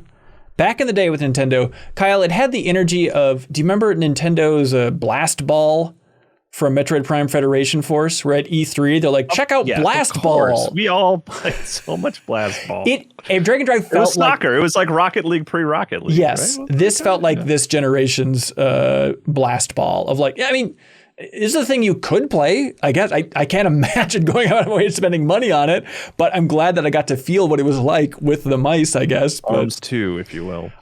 Arms is way better than Dragon Drive. Yeah. Oh, you think so? Oh, absolutely. Doesn't mean it won't suffer the same fate, though. But yes, Arms is better. You never know. Let's see. More surprises, Janet. What do we got? What's going to wow people? Well, I hate that you added that part. Okay, I'll change what I am. I thought Donkey Kong translated pretty well to 3D. I was a little bit more on the skeptic side of to be honest, I don't want a 3D Donkey Kong. Wasn't his last 3D game kind of really notoriously awful? That it was, hasn't aged well. People will go to bat for 64, but I'm personally, I did not like Donkey Kong 64. People love it, but is the game good? Because I love Jack 2, but that game is hell on earth to play today. It's a hell I love, but I tried to go back to it when I was like 13, like not even a grown up, and I was like, this is actually bad. Yeah. So yeah, I thought it was very like chill and charming. I think chill. We didn't spend like a million hours with it. Yeah, I mean you just kind of go around and smash stuff up. You destroy the entire world. It's very beautiful looking. It has like a fun sort of quest configuration of like an open area, and then you're like hitting up people, talking to them, and going from like point A to point B to point C. But it frankly felt more on the level of Kirby and the Forgotten Land than it did Mario Odyssey Astrobot. I think a lot of people are looking at this and they're like, oh, this is so clearly from the Odyssey team and it's going to be so good. Like how Odyssey's, I'm like, I think it's going to be more like Kirby and the Forgotten Land if it's lucky, because Kirby and the Forgotten Land's a great game. Whoa. It has incredible design and hidden things. I don't know if they're going to hit the design and hidden things level, but I think it's going to be more on that tier than it is on the other one. I am right there with you, Janet, where like one of my surprises was, I didn't love Donkey Kong Bonanza as much as I thought I would. And to be fair to me, which I'm very interested in being, like I watched all of the Treehouse videos, like the 3 Treehouse videos they released ahead of time. So I felt like, maybe a lot of the thrill and excitement of seeing stuff for the first time was kind of conveyed through those videos because they do a really great job showing it all off. But playing it, that was my take as well, is like everyone's running with that headline of like, this is the next Mario Odyssey. This is from the Odyssey team, which remind me to talk about in a bit. But like playing it, I was like, I don't know. It seems ambitious and cool, but this feels to me like something at the level of like a Luigi's Mansion at the GameCube launch. Like great game, but like it's not. But without the cult love, am I right? Because and that's the thing. Like is Luigi's Mansion the greatest game ever? No, not necessarily. But it's got such like a je ne sais quoi to it. It's such Yes. like a specific, And I think this will different have that same thing. that you don't get again. Yep. Versus Donkey Kong, it's like I can kind of get this from other things. What? Again, Tearing apart the entire world in this 3D platformer? No way. not the tearing apart part, but like, did I need to do that, or did I really That's want the game to do you're that? selling. It's fine. I mean, if you don't want that, It's you're not going fine. to want it. But it's I don't go into 3D. I personally don't go into 3D spaces saying like I wish I could destroy everything. I do love destructive environments in games. Don't get Okay. it twisted. But I'm getting I mean, twisted I'm a here. platformer fan. What's fun Right. is engaging with the environment, not just destroying it. You They know, worked hard And on again, it. They designed around that, so like I think it will be fun. And I had fun playing the demo. Like I left higher than I expected, Okay. but I definitely didn't leave as high as like the people who were like, I saw God and he looks like Donkey Kong Bonanza. You know, Especially It in the looks videos. like Donkey Kong's new design. Honestly, like Yeah. that is I think the biggest takeaway for me is, especially in those Treehouse videos, you get such a good sense of like the amount of personality that they're giving Donkey Kong in this game, like the facial expressions in the cutscenes. It's like, this is a character we've had around for 40 years. And I feel like just now it's like, oh, now I understand Donkey Kong's personality. You know what I mean? Like Kyle, as Oh, he's Donkey Kong fun. fan number one, like how would you describe his personality before this? Are we talking about like from based on the animated show? Is probably where we've seen the everything most of it? except Whatever for you the know animated about show. him. Yeah, give me some biographical details on Donkey Kong's personality, please. A stoic dad that can get angry when you are least expected because of the tie. You know? Okay, all right, that sounds good. so But he's yeah, Joel from The Last of Us. He's Joel from The Last of Us. Yeah, heavily likes inspired by bananas. Donkey Kong. Joel from The Last of but Us. he's like Dun, dun, dun, dun. he's like silly, goofy dog in this. You know, like bah, I see a banana. Blah. Like I just love that they're just ringing as much as possible and adding so much, I think, to the flavor of Donkey Kong here. And like that is the charm of this game for me. And in addition to, they show off in the treehouse thing, but it is very fun where you can just like grab a rock and then just hit, what is it, just Y? And then you're just actually grinding on the rock as it's spinning below you. And you're basically like skateboarding around the level as the rock is spinning below you. Which like, between that and grinding in Mario Kart, it's like we're really leaning into Tony Hawk vibes here for the Switch 2. And I suppose the fact that 3 and 4 is coming out for the Switch 2 as well. But like it has kind It of is one of the most fun things you can do in a video game. Yeah.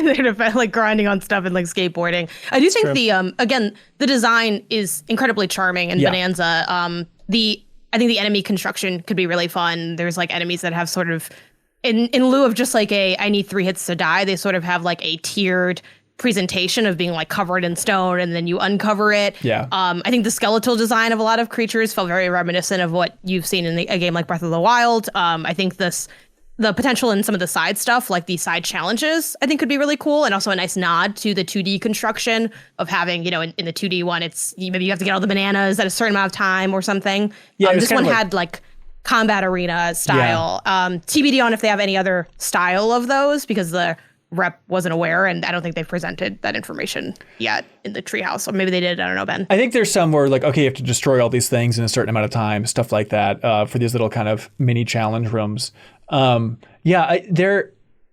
I still am curious about like how the camera is going to hold up, like digging down really deep, hitting kind of the bedrock equivalent. Like there's some times where the camera is almost like first person as it's like trying to figure out where you are, and you kind of can see through the terrain to kind of see like glimpses of other things out there. It's a little wonky, but for the freedom that it affords, like it's totally worth that wonky Kong, I guess is a good way to put it. To have as much freedom as you can here. I am curious about there was a leak. So if you don't want spoilers from a leak, you can jump ahead. But I think it was like Nintendo Singapore or something, technically share this image that had what looked like a young version of Pauline from Donkey Kong and Mario Odyssey, like riding on Donkey Kong's back.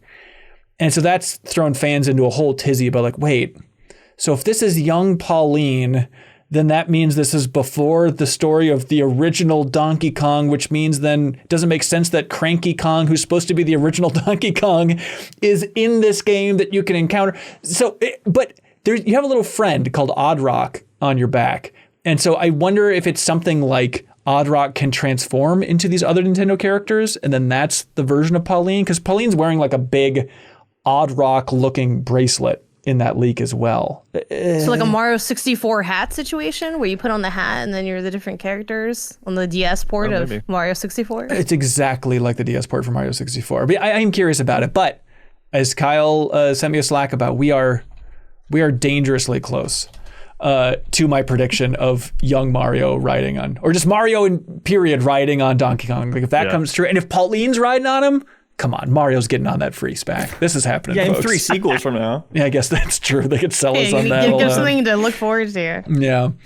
But it seems cool. It just wasn't blowing me away as much as maybe I was hoping it would. But the thing about everybody being like, this is clearly the Odyssey team, there is some evidence for it where like Koizumi, who's the producer for, all things Mario these days, or 3D Mario specifically, I should point out, like he was at the New York event. He wasn't at the LA event, but he was at the New York event and he was like watching people play this game, which, he probably was watching people play all of Nintendo's games here, so it doesn't mean everything. But it does feel Odyssey adjacent, like collecting the bananas instead of the moons. That seems like an easy replacement for what we're working with here structurally. And so my guess, and I don't know, I have no inside info, but like it seems like, is this the Captain Toad team maybe? Is it like a separate, smaller team within that Tokyo studio that's making something like this? Because it doesn't feel like everything I've seen like this is the full force, full team follow-up to Odyssey. I don't think that's what this is. And everybody convincing themselves of that are being downright foolish and not giving enough credit to how ambitious Mario Odyssey was.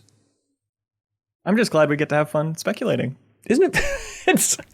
It drives me up the wall. It's a and treat, actually, that they gave us Leo, and we should all be thanking them for not telling us who makes these games. Just for podcasters. Oh my God.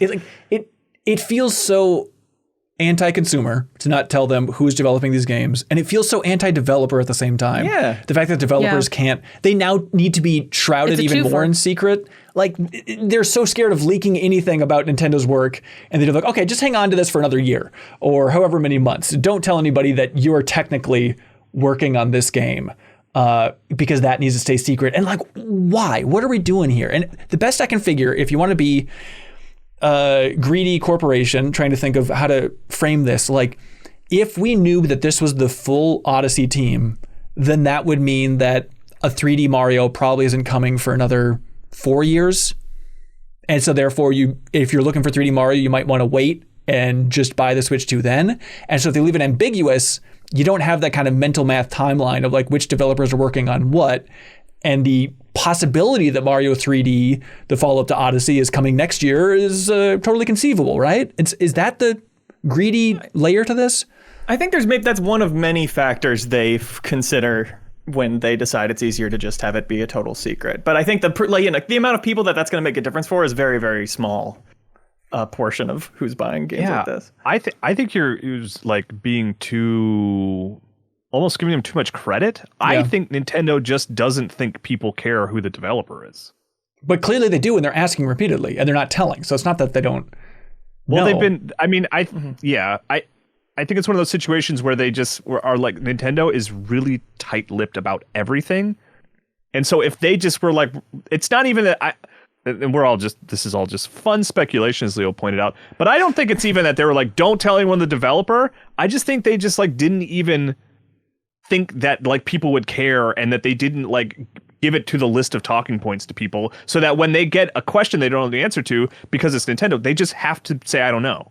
Because like they have very specific things that they're allowed to say. If they don't care, like then in follow-up questions from the press, they'd be like, oh yeah, it turns out it's this team over here. Like it's not that they don't care. Nintendo they're hiding do it. That. They really rarely, unless it's like they don't like take follow-up questions and like do they research. They literally did. I mean, with I'm trying to remember occasionally. I mean, they do, but I mean, I'm trying to remember the last game that they were hiding like this. It wasn't that long ago, right? Oh, it was Princess Peach. Yeah, where they said they actually gave a response in a follow-up question and said, play the credits to find out. Like, but that's a response that you can give without having to ask your bosses. So it's PR laziness? No, I don't think so. Not laziness. I'm not saying it's laziness. I'm just saying they know they won't get an answer, so they can give it. But they won't give the answer because Nintendo wants to keep that deliberately hidden. That's my point. I guess. Yeah. Right. Yeah, but I think to Kyle's point, I think Nintendo wants to keep almost everything deliberately hidden. They won't even give information that would benefit their company, which is a choice, not a choice I would agree with. And I'm sure a lot of people outside Nintendo are also maybe frustrated by the way that the lack of communication from Nintendo to press to public has been really strong and really negative and caused a lot of confusion for a lot of things. This is one of the, people talk about not knowing what a Wii U is versus the Wii. This is one of the least clear messaging cycles in a console's launch that I've personally seen when covering the industry, which I have not been in the industry for like since its inception by any means. But there are so many simple questions people have that have simple answers that we are just not given. And it's to Nintendo's detriment. It's created a lot of confusion, a lot of rumors. That $90 price rumor was circulating for weeks. And you only announced your thing like weeks ago. That seems like something that you don't want people to be getting wrong. I don't know. I don't know the rationale behind it, but I think it's more of we have these things we'll say. We're not saying anything else, even if it hurts us. Like, we're not saying, we will not veer from, I don't know, our cone of silence. Yeah.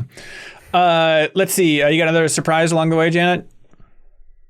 I mean, just playing Metroid Prime 4 at all was the fact that it was hands-on. It was just wild. It was just wild. Yeah, to get to play it, because this game has been talked about for so long, and frankly, it was a little bit of a bummer that I felt like the Prime 4 demo was a mouse demo more than like a Prime 4 demo. You know, it was very quick. It's like, hey, just a boss battle, you kill a couple baddies. The only thing you did that felt very like Metroid Prime is here is you rolled at one point and you rolled through an upgrade, and I was like, oh my god, but they didn't have things like the telekinetic powers or any of the stuff that would be juicier for the game itself, which was a bummer. But just like seeing it there and being like, it will exist. Like, it's just been such a big lead up.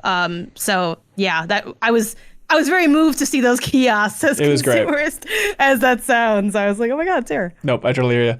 Let's see. Surprise for me is that Welcome Tour. Mm-hmm. You loved it. Loved it. You want to marry it? I don't. Love is a strong term. I reserve that for my family and maybe a couple close friends. I was fascinated by it. Final Fantasy VII. And Final Fantasy VII. MinnMax patrons. And MinnMax patrons on a daily, intimate basis. But I was fascinated by it. But specifically just the part where you're taking a quiz where they're making you read little factoids, like walk to this booth, read these little factoids about the Switch 2. Then you take a quiz about everything. And one of the quiz questions is like, or one of the factoids is, what is this sound? And it's just the sound of like audio feedback of like if a mic is too close to speakers, and it just like blasts it out. So like as I was doing the demo, even the guy, I don't know if apparently people hadn't gone through all those little like info cards before, because he was confused. He's like trying to adjust the volume on the TV. Like, I don't know what is going on here. When it's like wow, wow, wow, wow. But that is baked into this experience that you get the privilege of paying $10 for. Welcome to it's a bizarre little thing. Obviously, absurd that they're charging $10 for. Aggressively absurd. At the same time, Janet, you'll be in line to pay the $10, aren't you? I'm gonna buy it. Yeah, of course. Yeah, I am so curious about. I'm also part of the problem, Ben. I fully plan. Right? It's literally walking around to get the names of the buttons. Like, oh, this is the upper mouse foot. This is the lower mouse foot. This is the capture button over here. This is technically called HD Rumble 2. I gotta tell you, I was there live in direct. Ben was loving every second. Literally, your exact words were, the event is almost over. We have to go back to Welcome Tour. Yeah, we had like 20 minutes left. Like, what do we need? Welcome Tour, because there were other mini games that I hadn't played. I just want to see the extent of this thing.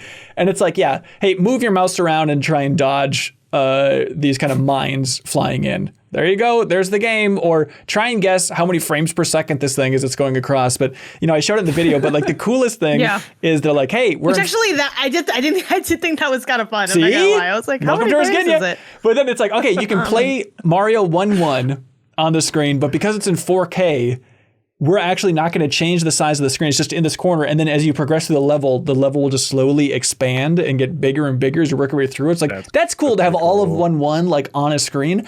No way that's $10 it's so tiny. Cool. Yeah, but that's the thrill. It takes up like tiny 1/8 of the screen. It's like the weirdest way to play that level. No doubt, it's weird. It's so, the funny thing about Welcome Tour to me is, and Reggie Fils-Aimé talked about it in his book, how it was like a fight to get Wii Sports packaged with the Wii, right? Yep. Because Nintendo doesn't want to not sell the games that it worked on. It's very proud of its products and it wants to sell them, right?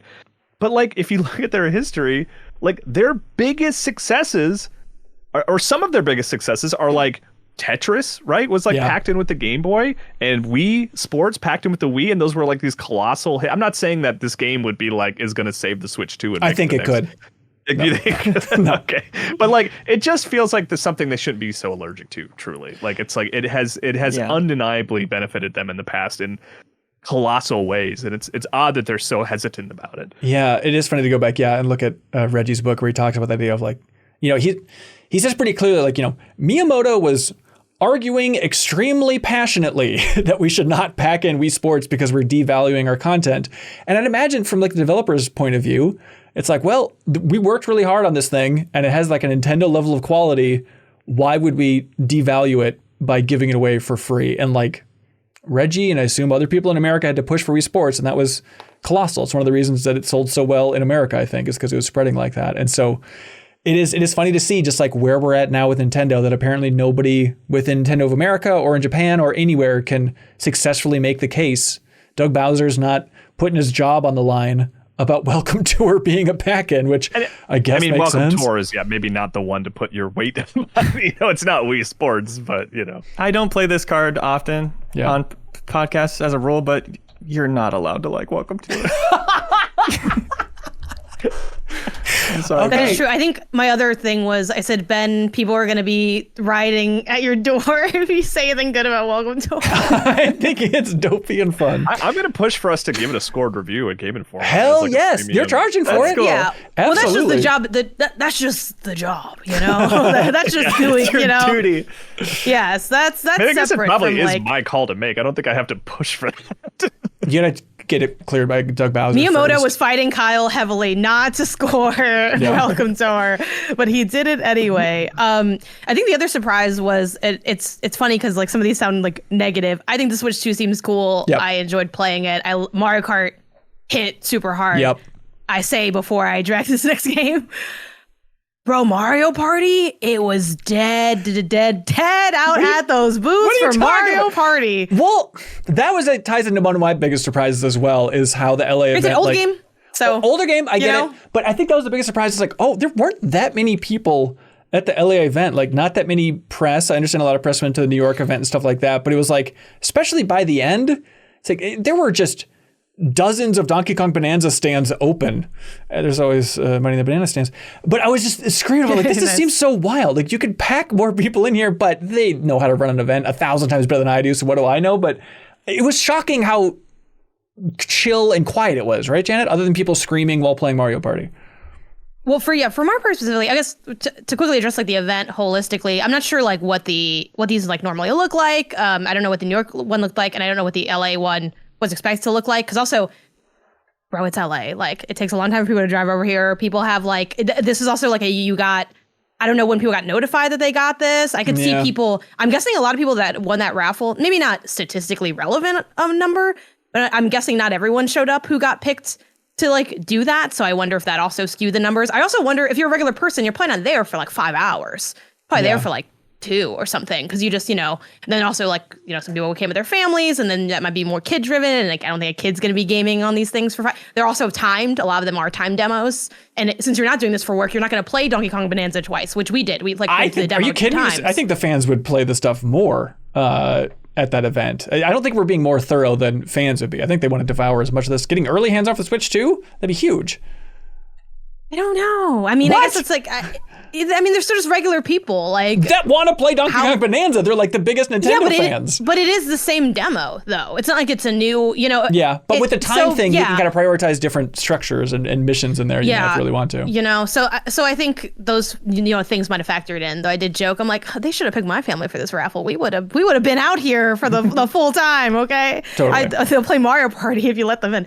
But the thing with Mario Party that shocked me is that that was the only. And maybe they just kind of overshot the popularity of it. They had about 2 stations for Jamboree TV, which is like the expansion thing they're having where like Bowser runs like a evil showcase TV thing, whatever, game show. Then they had like 2 stations that were just like still the expansion, but the mini games that were like mouse oriented were like highlighted. So I'd say they had maybe 4, maybe 6 total, but at least 4. Actually, maybe they had a lot more than that. They had too many because there was literally no one there ever, and they always wanted us to do 4-player. Right. I'm like, just put some CPUs in there, but they really wanted to be 4 people. So me and Ben would go, like, went up and said, "Hey, we want to play like the Jamboree TV one that uses the camera integration. Like, oh, we want to check this out. Is this available?" Obviously, it is empty, but just being polite. They're like, "Yeah, let me see if we can find 2 more people for you." And they never found 2 more people for either of these times. We were always just there with like these Nintendo workers, and I felt so bad for the workers. Like I hate where it's like, how long have you been at this station? Because the thing too, like the Mario Party Jamboree TV Bowser game show thing, that is an auditory game. Like part of what you do in that game is yell really loudly and flail your arms. So throughout the whole day, you'd hear all these screams coming. And for the first time we heard them, we're like, oh, must be people playing Mario Kart, because that got kind of like rowdy when people played. I'm like, no, this is the screams of the Nintendo workers trying to create buzz around Jamboree TV. And it's just a bummer to see, I gotta be honest. And it wasn't fun to play. It's fine. Maybe a kid would like it, but like Absolutely kids don't have, I don't expect good taste from a kid. I think that's a weak argument that a kid might have fun with it. It was boring to play Jamboree TV. Yeah, I don't know about that. I think kids are going to love it so much in a very Connect style way. But did you like it? No, I don't want to.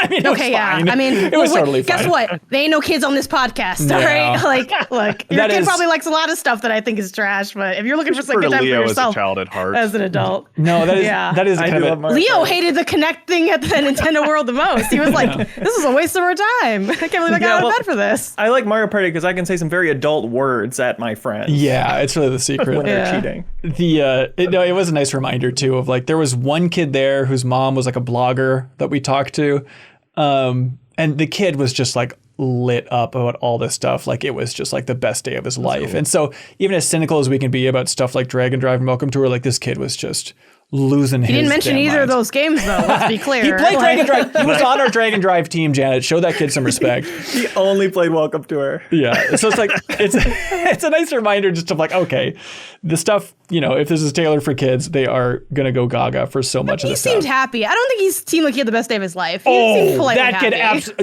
Okay, kid, reach out. That kid absolutely had the best day of his life. You kidding me? Like his eyes were like, blah! Like as he was talking to us about all the things he played. He hasn't had that many days in his life. That is true. I think that's also true. I think he was a really sweet kid who knows how to be nice and polite to adults. No, there was a sparkle in that kid's eyes. Check the tape. There was a sparkle in that kid's eyes.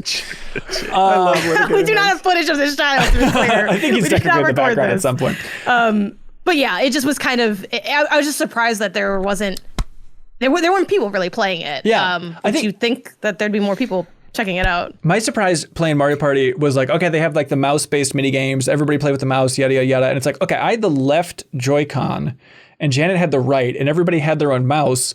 So it's a weird thing. I'm like, okay, so I guess I need to play all the mouse-based games left-handed, which inherently I'm like going to get my butt kicked because I am slower with reflexes on my left hand. But it's like, oh, it turns out you can then, if you're in that situation, you hold the Nintendo Joy-Con mouse with your right hand, even though it's designed for the left. So it's like extra kind of wonky as you're going around playing these Mario Party games, but that's a pretty rare case where that's going to pop up, I'd imagine. Because the buttons still work. Someone in chat in the Backstage Pass mentioned like, how do buttons work when you're in mouse mode? Like they're the same, like ostensibly. Like maybe there might be a slight different mapping for certain games, but you can use them if they're needed in whatever experience you're having.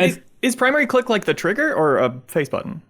It's like the trigger. Like I assumed it would be R1, right? Well, the way it worked for Metroid Prime, it was like there's secondary and primary click, and that was like missile versus just basic cannon on the two mouse buttons there and stuff. So I'm curious to see, if you would swap that for games. I'm not sure. Let's see. I mean, I guess I missed this just in the hullabaloo about the launch and stuff, but I was surprised by like, number one, that Cyberpunk 2077 looked pretty darn good running in docked mode. And then also the fact that like, that's there at launch day. Like, oh yeah, that is a cool game to have at launch day, I guess, if people want just a huge meaty RPG like Cyberpunk at this point. That's the thing that like I do. I know it's kind of Cyberpunk. I've played it before. I could play it on my Steam Deck. But like to have a nice handheld version of like premium games, even from the previous generation, on a system that's not my Steam Deck, like I'm looking forward to that. Like the Steam Deck is just it's too bulky, as I said. It's very heavy.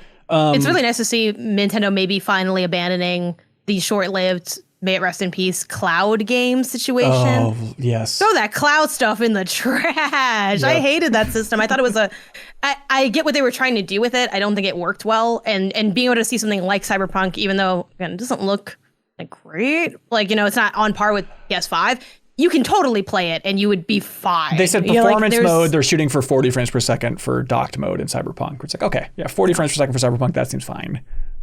Not ideal, obviously, but fine for the way it looked. Let's see, another big surprise. They held the entire event for Nintendo in LA at CBS Studios, Television City, which is most famous, Kyle, for filming the television show The Price is Right, which I thought was funny to house an event for the Switch 2 in the same building as The Price is Right. But hey, who am I to judge? Yeah, overall, Janet, I mean, the best thing I can say about the Switch 2 is like, it felt great. It feels like slam dunk purchase in my mind. I think for a lot of people out there, it's like, if you enjoyed your Switch 1, you're gonna have a great time with Switch 2.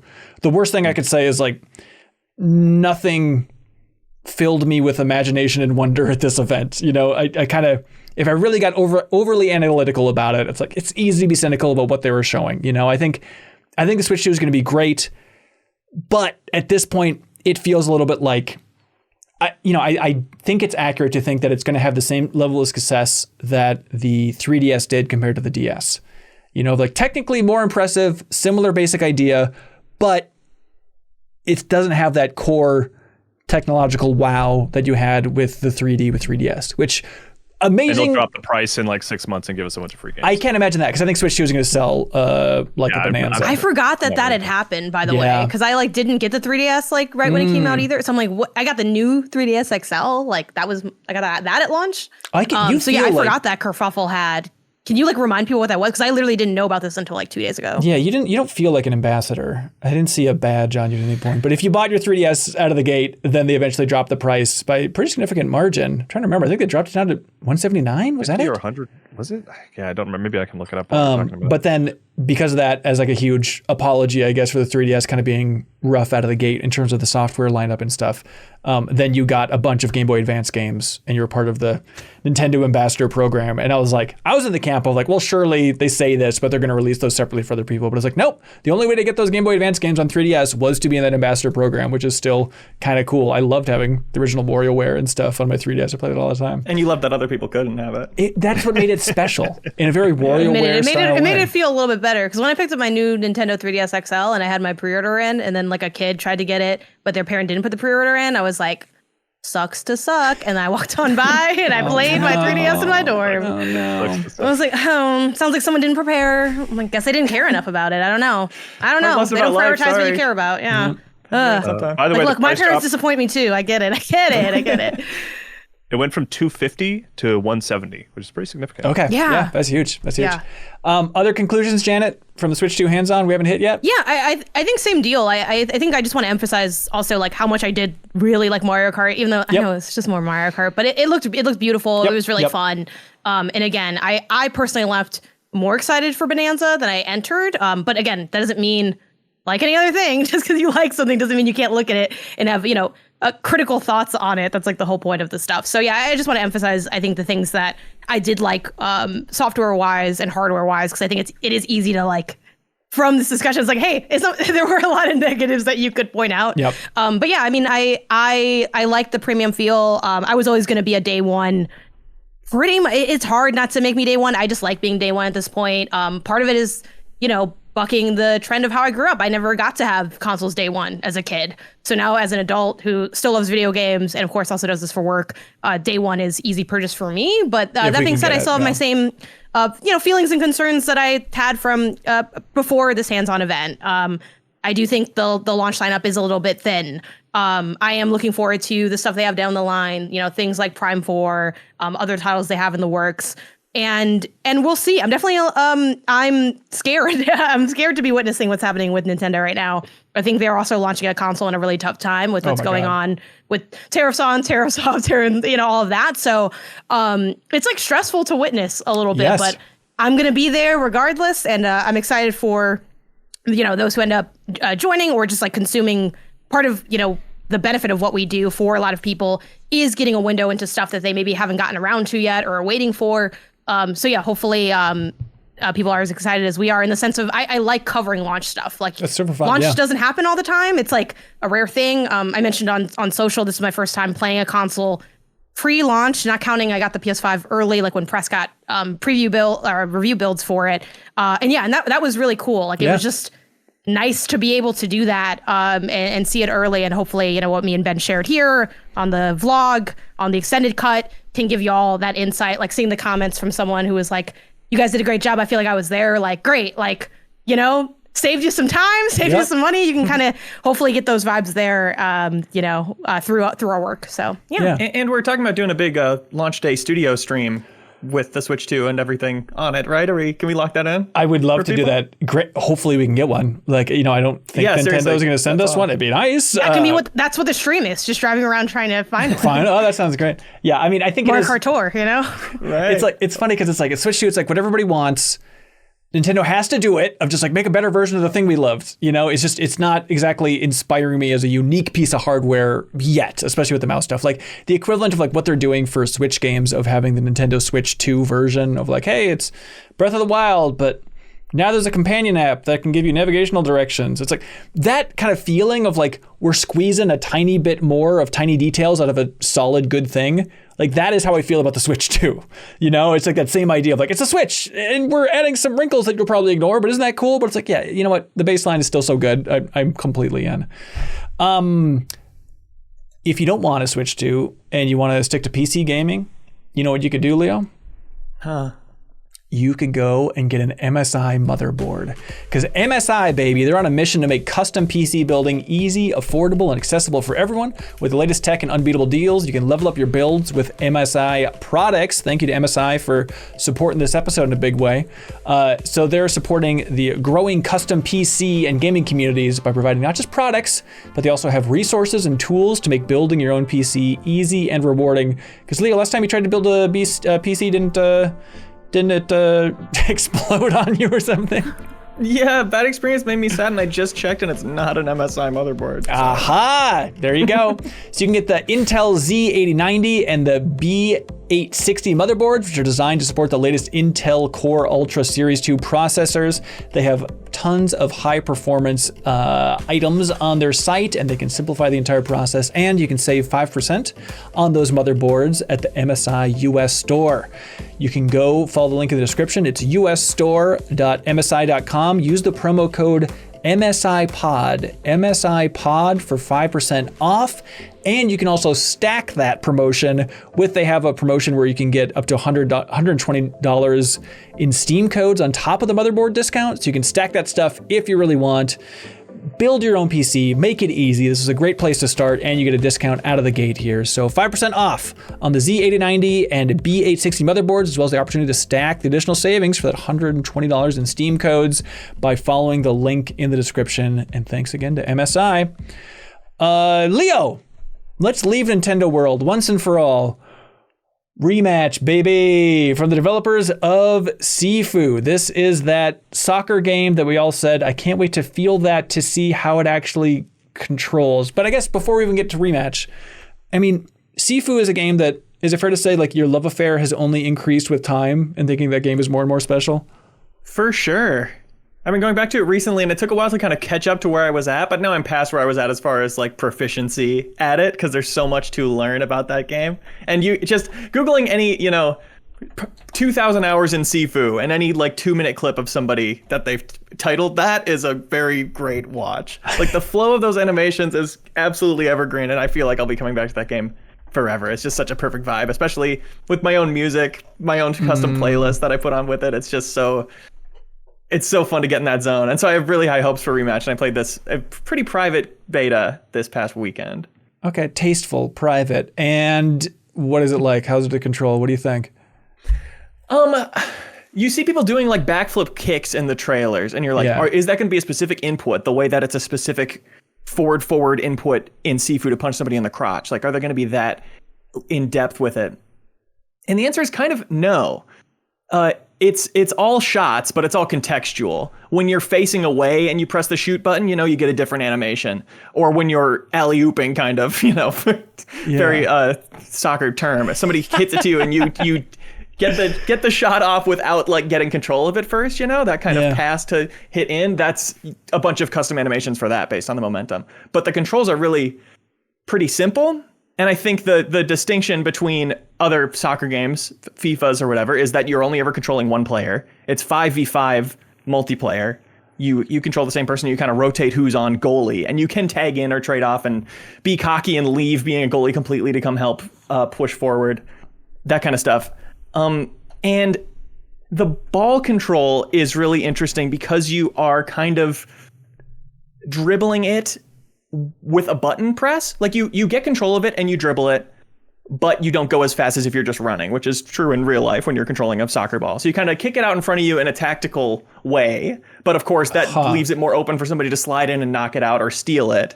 But you also have a different modifier button that you hold to do different shots, different passes, or like a kick over your head to kind of tech on people, dribble around them, juke them. There's a little bit of gameplay with that is really fun. And it's cool to kind of keep an eye on the ball and look for those moments when you're defending to kind of get in and get a cheeky steal. But it's really not that complicated. It's so silly to say it's a Rocket League of soccer games because Rocket League is the soccer of car games.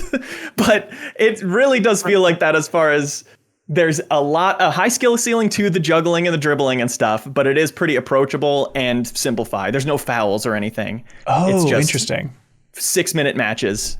I mean, it's usually like ends Rocket with 3 League. to It's 2 like or it's whatever. on that arcade side of things, right? I guess you could say, right? It's, Yeah, definitely. But it's still weird to by have. the way, like I don't know if we've said, but like even if you don't care about soccer, like you should check out the trailer. Like it's really like interesting. And I don't care about soccer. That's for right. sure. And Janet, I'm sorry, you can take your headphones off if you need to during this segment. But like, I'm curious, Janet, like from somebody who loves the soccer games. What are they called again? EFC? That's what the soccer games are called. Didn't they change the names recently? The ones that they changed it to EAFC. It used to be called FIFA. Okay. As somebody who loves the EAFC games, like it's just interesting to have like it's not exactly like it's arcadey version of soccer. It's not like Mario Soccer or something. It's like it is with the controls like a more technical game, but less simmy. I'm trying to do that balance of like it's more complex than an arcadey game, but that's not putting it in the sim territory, which is so different from any other sports game. I mean, Leo, would you say it's again Forza Horizon putting in work in this episode? Is it kind of like how Forza Horizon is more simmy than Mario Kart is, but it's not motorsport? Right. Do you feel like that is like an apt comparison? I think so. Yeah, and because it is the Slow Clap doing, they haven't removed all their style to make a super gritty soccer game. It's like when you start a match, you're kind of surrounded by the roaring crowd, and then it's like this screen changes and this virtual forest environment or whatever, like nature thing takes over, and you stop hearing the crowd until you get a goal. And there's, not established teams. There's character customization with kind of funky outfits, but not fully, like, I don't know. Not super anime crazy, but just kind of stylized streetwear stuff. There's definitely a lot of personality to it that is above the most basic arcadey version and below FIFA sim, for sure. Yeah. You said people could change out who's goalie. Is that just you're standing by the goal, or do you kind of orient into like, how does that change anything with the perspective or the control scheme when you're in that position? Not really. You kind of go into the goalie area or are started there. Very Rocket League, where every time a new possession starts, it switches everybody's position. It rotates you automatically to be at a different point in the pitch. Heck yeah. Thank you.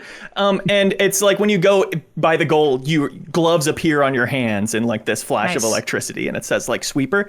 But the controls are pretty much the same, except because at any time you can pull left trigger and it puts you in defensive mode. So you're kind of strafing around instead of running around, and you can do dives when you're goalie at least. So it does feel good to have that level of control over it, where when somebody's kind of running straight at you, you can switch into that strafing mode whenever. You don't have to be designated goalie to kind of do the defensive stuff. You mentioned there's no fouls. Is there a regular tackle and a slide tackle available? Like, what are your defensive? I know you mentioned the strafe as part of like your defensive tool set, but slide tackle pretty much. I don't know if there's full tackles. There's more like minor kicks of trying to get it out of their possession. I don't know what that's called. Yeah, but I think that might be that, because it's like to translate it to what EAFC has, which I use like there's lots of stuff you can do in that game, and I don't do most of it because it's hard. But you can do like a regular, like you're just facing someone, you try to kick the ball away, versus like the slide is when you're like physically sliding across the pitch. On the note of there being no fouls, are there also no like collisions? Like, could I slide and knock somebody down in this game, or does the game kind of not allow, in the same way that like actually NBA Street you can actually foul like crazy, so it's not a great example, but can you foul a person even though there's no fouls called? Not really. It's kind of smoothed out, where when you slide tackle, you just kick the ball away and that person doesn't lose control or whatever. If you're both standing, you kind of push into each other. That does seem to affect your movement. You'll slow each other down when you're kind of scrambling against each other. But yeah, definitely nothing. Hearing there's no fouls, it's like, is this going to be an NFL Blitz style thing or whatever, but it's Yeah. more just Yeah. like that's not a part of the gameplay. Like the animation doesn't end up kind of going like I can't slide into someone's legs and then they flip over and they're like rolling on the ground and then like the triggers come out, it doesn't Right. have that level of integration. Okay, cool. Are you? Yeah. How hot are you on this thing? I really enjoyed my time with it. Okay. I loved Rocket League 2 a lot, and this has a similar vibe of you will see somebody across the field with two defenders on them taking the ball and them juggling it perfectly and predicting what they're going to do and stuff. You can tell from afar how good a player is really quickly Yeah, the same that's way as Rocket cool. League, and that is a joy to watch and very inspiring as somebody else on the team. And it is funny being stuck as one person in a soccer thing, an un-American football thing, sorry.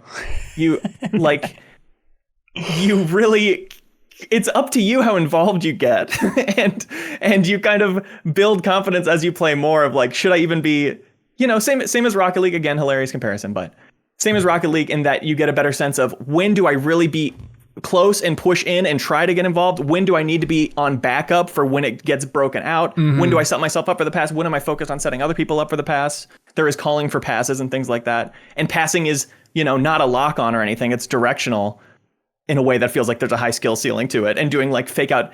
Somebody got a goal on me by doing the pass into the goal backwards. So it was like such a tiny kick backwards, the ball never going in the air, just like straight on the ground, but fast. In a way that was so unexpected it coming in. Yeah. That kind of skill ceiling stuff is very exciting for me, and I am interested in playing more, especially like every multiplayer game is more fun with friends, but this with a full team of 5 coordinating and calling out for each other. Yeah. And the euphoria of a goal feels like it's going to really be something. Oh, that's sweet. It's coming out June 19th. It's such an interesting play from Slow Clap, the developer, to be like, where we're calling our shot? Soccer. Right? The most popular sport in the world. I guess, but Right. I just feel like it's rare to have like an indie team push that direction that way. It's cool. It's smart.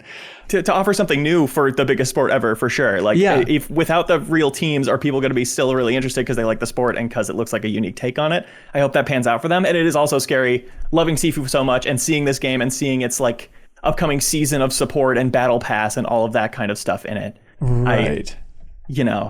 I get scared seeing any company get locked into something like that, I guess. Yeah. Yep. I hear you. The Knockout City vibes. But I mean, I think like that game is really fun, but I do think the battle pass route is always a little tough. bit challenging. But yeah, I think Ben, it's funny that you're like, really soccer? That's like the most, because I personally feel like, and maybe it's because I grew up playing like sports video games. Like, Yeah. I don't know, I played Madden. I didn't care about Madden. Granted, my brother kind of made me play Madden as an cultural exchange, so that he played Mario Party and course. Melee with me more. But I don't know. I play like it's just a game. So it's like if Yeah, someone made you're like right. a hockey game, I wouldn't be like, what? I don't care about hockey. It's like, well, maybe the game is fun though, especially when it's not simmy, like not full sim. I get like you wouldn't be interested in like a full sim game, Yeah. but like I don't know. Did you not grow up playing like some, or when you were younger, play some NBA Street or I NFL love NBA Street Street. or I love- whatever? yeah, yeah. Like I love it's silly just sports another games for fun sure. time. I hear you, Why are you but- against fun? That's what I want to know. I'm not That's against what I'm throwing asking. this game. I'm trying to think. There's not very many precedents for it, That's though, it. I think. Yeah. A Like studio just pivoting like that. Right. If you call it a pivot, I guess. But yeah, I just don't, not many examples. Yeah. But Rematch out June 19th. Curious to see how it does. Kyle. And your Blue Sky profile, you call yourself a fun enthusiast. And you're like really. That is true. I feel like a little false flag. I don't know. I'm pro fun. I'm gonna play the game. Oh no, he's gone full Seinfeld. No! Kyle, your gaga over this game called Haste. You're freaking out about it. You're like writing neighbors about it and stuff. You didn't mention it in the intro. Oh no, I just was debating if we had time, but by God, we do. going so I can fast. talk on it briefly. Haste is this roguelike that's it's all about like high speed running. Yeah. Like the sort of the levels that you're sort of replaying are these like 3D high speed, like super fast these like gauntlets of speed that are super fun and look great and feel good. Did you ever play Tiny Wings, the mobile game? Yes, it feels like a 3D Tiny Wings where you're like trying to drop onto the slope of the hill at the right pace. Yes, yeah. And even the tutorial kind of almost looks like a Tiny Wings screenshot where they're explaining how it works. But it is roguelites, like there are many that I adore, but like it is still a genre that like takes something sort of special for me to really click into it.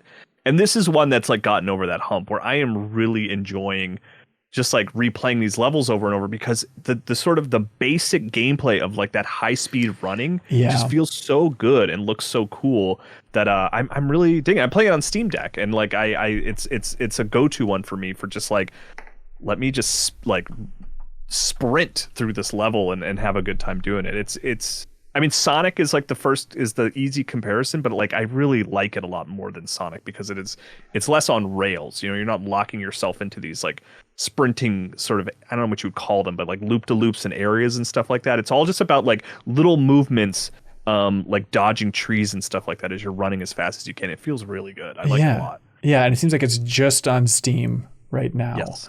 Haste. Do I need to play this as a platformer fan?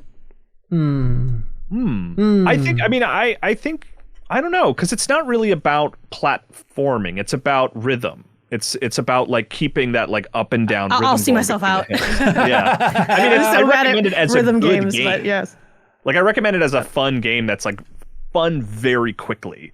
But as far if you're like, I like platformers, will I like this? I don't know. I don't know if it really feels like a platformer, but it's good. Yeah, it is just so fun to be like flying around that environment and trying to get a sense of like, okay, what is the slope of this hill and how do I hit it just right? Fans of Excite Bike are going to find a lot to love in Haste, yeah. But Haste out on Steam right now. That's sweet. Not early access, which is always yes. I don't know. I like to call that out. It's a full release right now, which is cool. Completely. Leo, I'm so curious. You got to play Wildgate. Yes. Which, again, it feels like 1,000 hours ago, but this is the game that is sci-fi, Sea of Thieves, round-based. With better combat, but not amazing combat. Yeah, but you actually got to play, like, in my dream scenario of, like, with a group of friends, right? Yeah, I only played with friends. Oh, my God. And it's 5 teams of 5? Is that what it was? 5 teams of 4. Okay, right. What did you think of Wildgate? I love it. Oh, yes. It's so cool. It took a couple matches to get into it because, like I said, the combat is maybe a little basic. You can't even crouch. You're just walking around shooting, and there's variety in the guns and variety in the things you're throwing.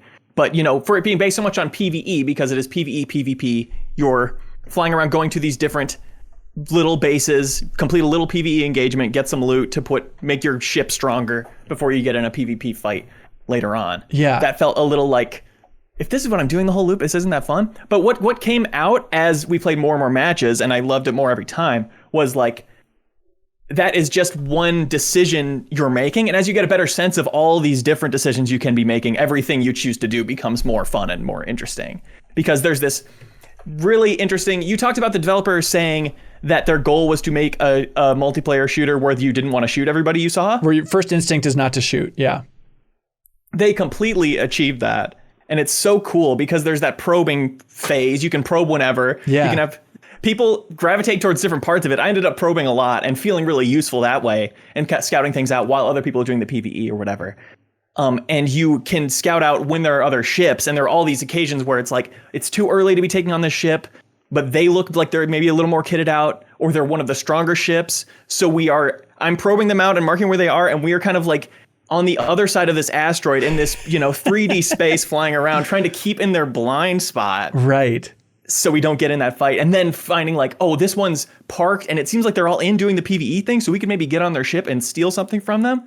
Like that kind of intel game, and it being so many players, but a trackable number of ships. Yes. There's something so interesting about the back and forth and the million ways you can be playing it. Yeah, I'm totally with you. It feels so unique just to be even, navigating that space and just seeing like, okay, intel game is such a good way to put it. Like, I see this huge ship over there. I see it has great weapons. I'm a little bit scared of it. Okay, we're colliding over here. We're starting to battle this ship. Okay, now the third ship is coming, and just like keeping track of where the ships are and when they can kind of like all jump in and kind of, dogpile on this one other starship out there. That just feels so unique. And then even that idea of like, if you're tracking a ship that seems really good and trying to stay hidden, like, did you ever try and sneak on board when they were on the ship to try and steal their weapons and stuff? Because if it's that good, you can just steal their good stuff in theory if you're sneaky enough.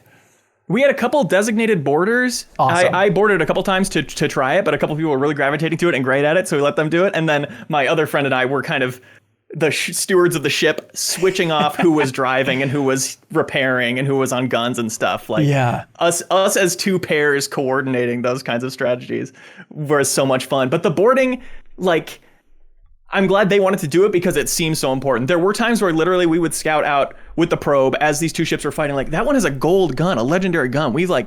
There's whole matches that go by where we don't see that at all. And then the border, we call out like where it is, and one of the boarders after a couple attempts, like manages to steal that gun, and we take it and put it on and just start laying into them from afar. Like then we start third partying, because it was a different fight, but watching another two ships fight, we were behind one and they were so focused on their fight. We were like, Do they know we're here? Oh God, they're turning. We have to get ready. Like, when do we start shooting? When do we start this fight? But like, Oh no, they're just turning as part of their fight. They don't notice us at all. Maybe we can get some sneaky boarding in. Like that drama is so cool with how big the ships are, how slow they move. There's a real weight to everything that makes the fights really impactful. Scary to get into, but then there's healing the ship and things you can do to keep the fight going longer. And it's not like a death sentence if you make the wrong calculation. You can say, I think it's time we get out of this now and go regroup. Yeah. That stuff is all balanced really well already. Outside of like the preview setting, I'm curious how much people focused on the artifact and retrieving that, kind of the capture the flag victory condition versus just, it's so fun to just get in fights with people. I'd imagine if you're playing, especially in a beta, that everyone's just ignoring the artifact and just trying to shoot each other out of the skies. No, I think that's what's so cool about it is there are those different win conditions and you can decide what your focus is. And whether that's like, we don't have a chance of getting this artifact because it's in the cosmic storm and that's really dangerous, so we're not going to go for it. We're just going to go in between the artifact and the gate they have to get it to. Okay. And try and block them. And they'll get past us, but we have a tractor beam and we'll send somebody out to just hold them in place with the tractor beam while we lay into them. Perfect. There was a time where we stole the artifact off of the ship that had it and then escaped and won. Like they did the long PvE thing to get the artifact and then we stole it from them last minute. That's amazing. It was a huge play. Cool. But yeah, more rounds ended because of somebody getting the artifact to the gate than everybody dying. Okay. All the ships getting killed. Yeah, we mentioned Dreamhaven at the top. It's a lot of former Blizzard folks, and like you can feel the Overwatch as you're playing this first person game. Did you like it's reload animation, stuff like that? It has kind of that polish of an Overwatch, I think. Maybe. I would say not quite. I do think the character design is interesting. You do actually. Yeah, I'm checking chat. Yeah, you do. Everyone says you do. Okay, your Blue Sky profile says it, actually. Yeah. The characters all have really unique personalities. They're gameplay personalities. There's one that's meant for boarding that turns totally invisible in space, and there's another one that's kind of meant for boarding that can punch parts of the ship and destroy them. And so people kept coming over as that guy and slamming the glass over the cockpit and busting it and taking out the driver and taking over the steering wheel and turning the shields off on our ship for the other ship who was fighting us to suddenly do way more damage. Like that as a move was so cool. And that's fun. Kept happening. That was important. We did it to other people too. But yeah, characters all have those personalities. One turns loot into other loot, and every character when you have them is like, how could we ever not have this character? Yeah. But maybe that's the one thing I'm concerned about. I did say the fights are balanced, like they feel good and the length is good. There's some worrying stuff about how the ships are balanced. Where the basic one you start out with is 80 health and fine, and then you get one later that is 140 health and has more guns and is harder to get into and goes the same speed. Stuff that frankly, a character going invisible, it's like I've played games before. You have a guy going invisible, it gets nerfed a month in, and then it gets nerfed again a month later until it's useless, and they try to make it useful again. It can't be done. Multiplayer designers, you cannot put an invisible guy in your game. It just doesn't work. So from former Blizzard Overwatch people putting that in your game, it's like I kind of expect a little more balance out of the gate on stuff like that. Yeah.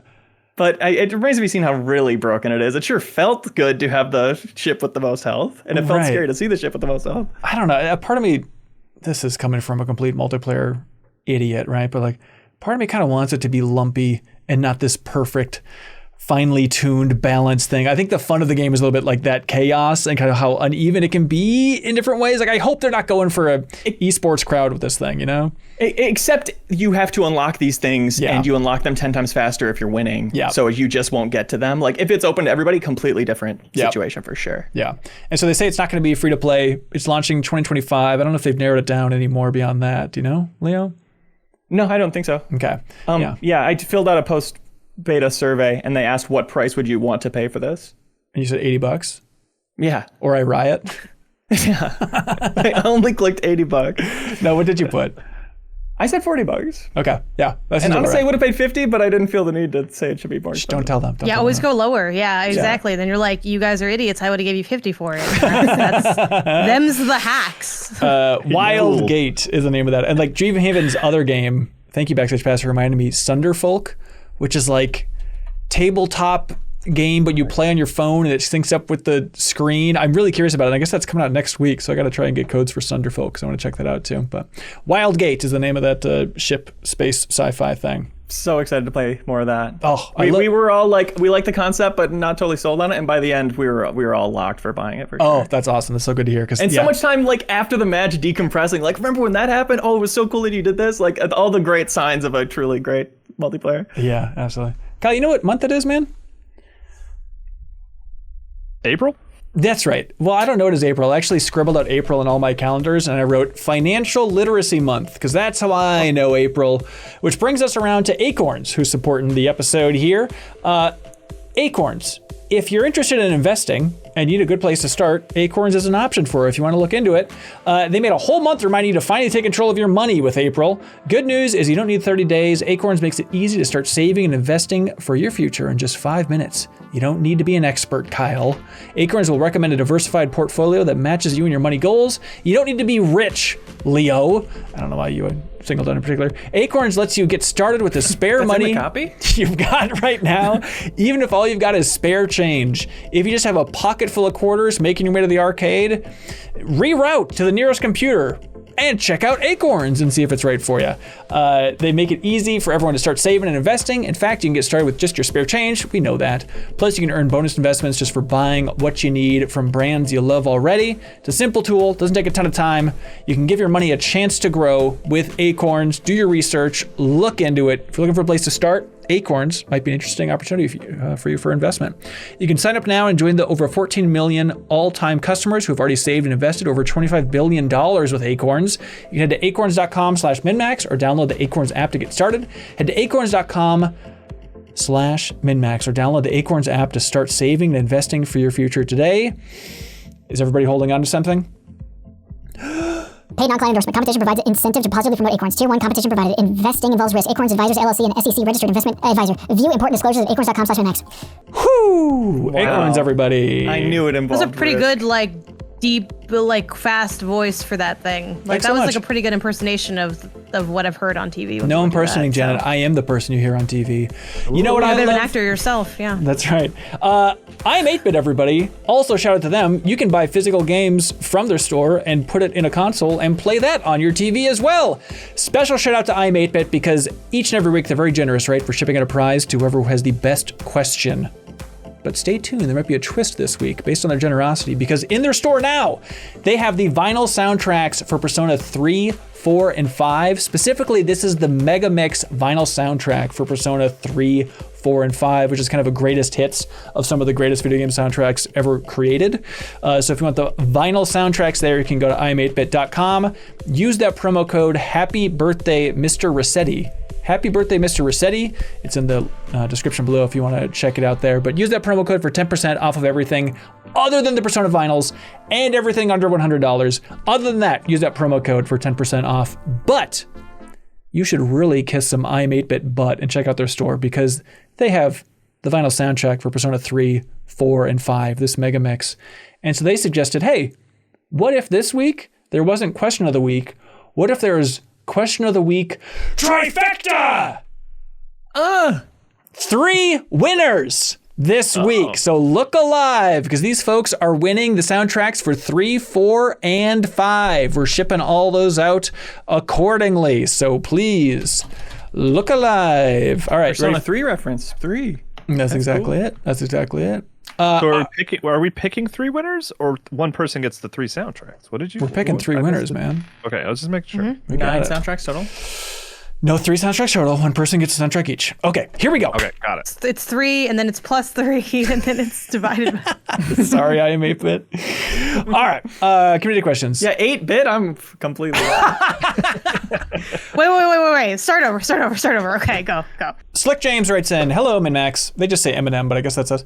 Are y'all pro Blue Shell in Mario Kart or anti Blue Shell? Pro. Crow. Pro. Why not?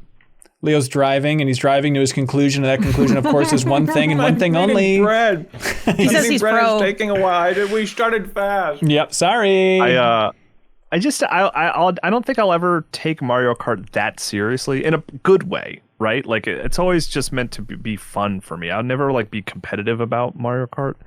If that makes sense. So I don't mind that there's like those sort of pieces in place to kind of keep things even for everybody, because it's like I feel bad if like someone's just in last place having a bad time. I don't want them to do that, and like Blue Shell helps even that out a little bit. So I don't know. Yeah, I was amazed at that Nintendo event, like not being a huge Mario Kart guy, but it was still like, that's kind of the magic of Mario Kart. I always felt like I'm in this thing. Like I feel like I can do pretty well. I won a couple races. I kicked Janet's butt for sure.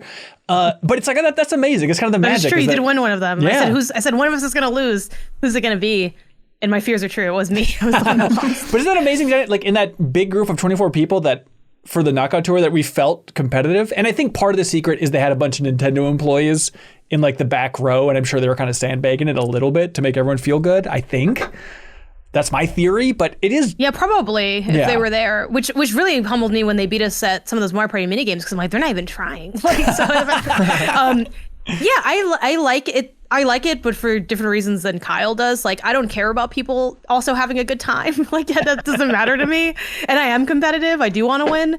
But to me, it's part of the construction of the game. And you can also turn them off, I guess, if you want to. But I think they're fun. And I feel like the Blue Shell, I know some people get salty. They're like, oh, well, I'm doing the best and I'm punished for doing the best. It's like, that's part of the game, though. And you can also play into that. You could ride second for that reason. I love that the modern Blue Shell, you can kind of figure out ways to like destroy it with the horn. That was a big deal thing. And if you're too close to the person, you might, like end up in the blast radius. I think those things are fun and exciting and make the game more interesting than if they didn't. If I want to play a good I feel like there's other. That's what kart racing is about. It's about the fun, the funky elements, 100%. I don't want to be hardcore. Go over. I'm pro Blue Shell for sure, but maybe it's better to be in second place to not get Blue Shelled. I don't like. I think that's messy and makes it not a great rubber banding mechanic. I do like it as a Mario Kart's a party game. Who cares? Thing. Yep. Everybody gets that more fun if the person in first place is punished, and nobody hates to see that happen to the person in first place. That's right.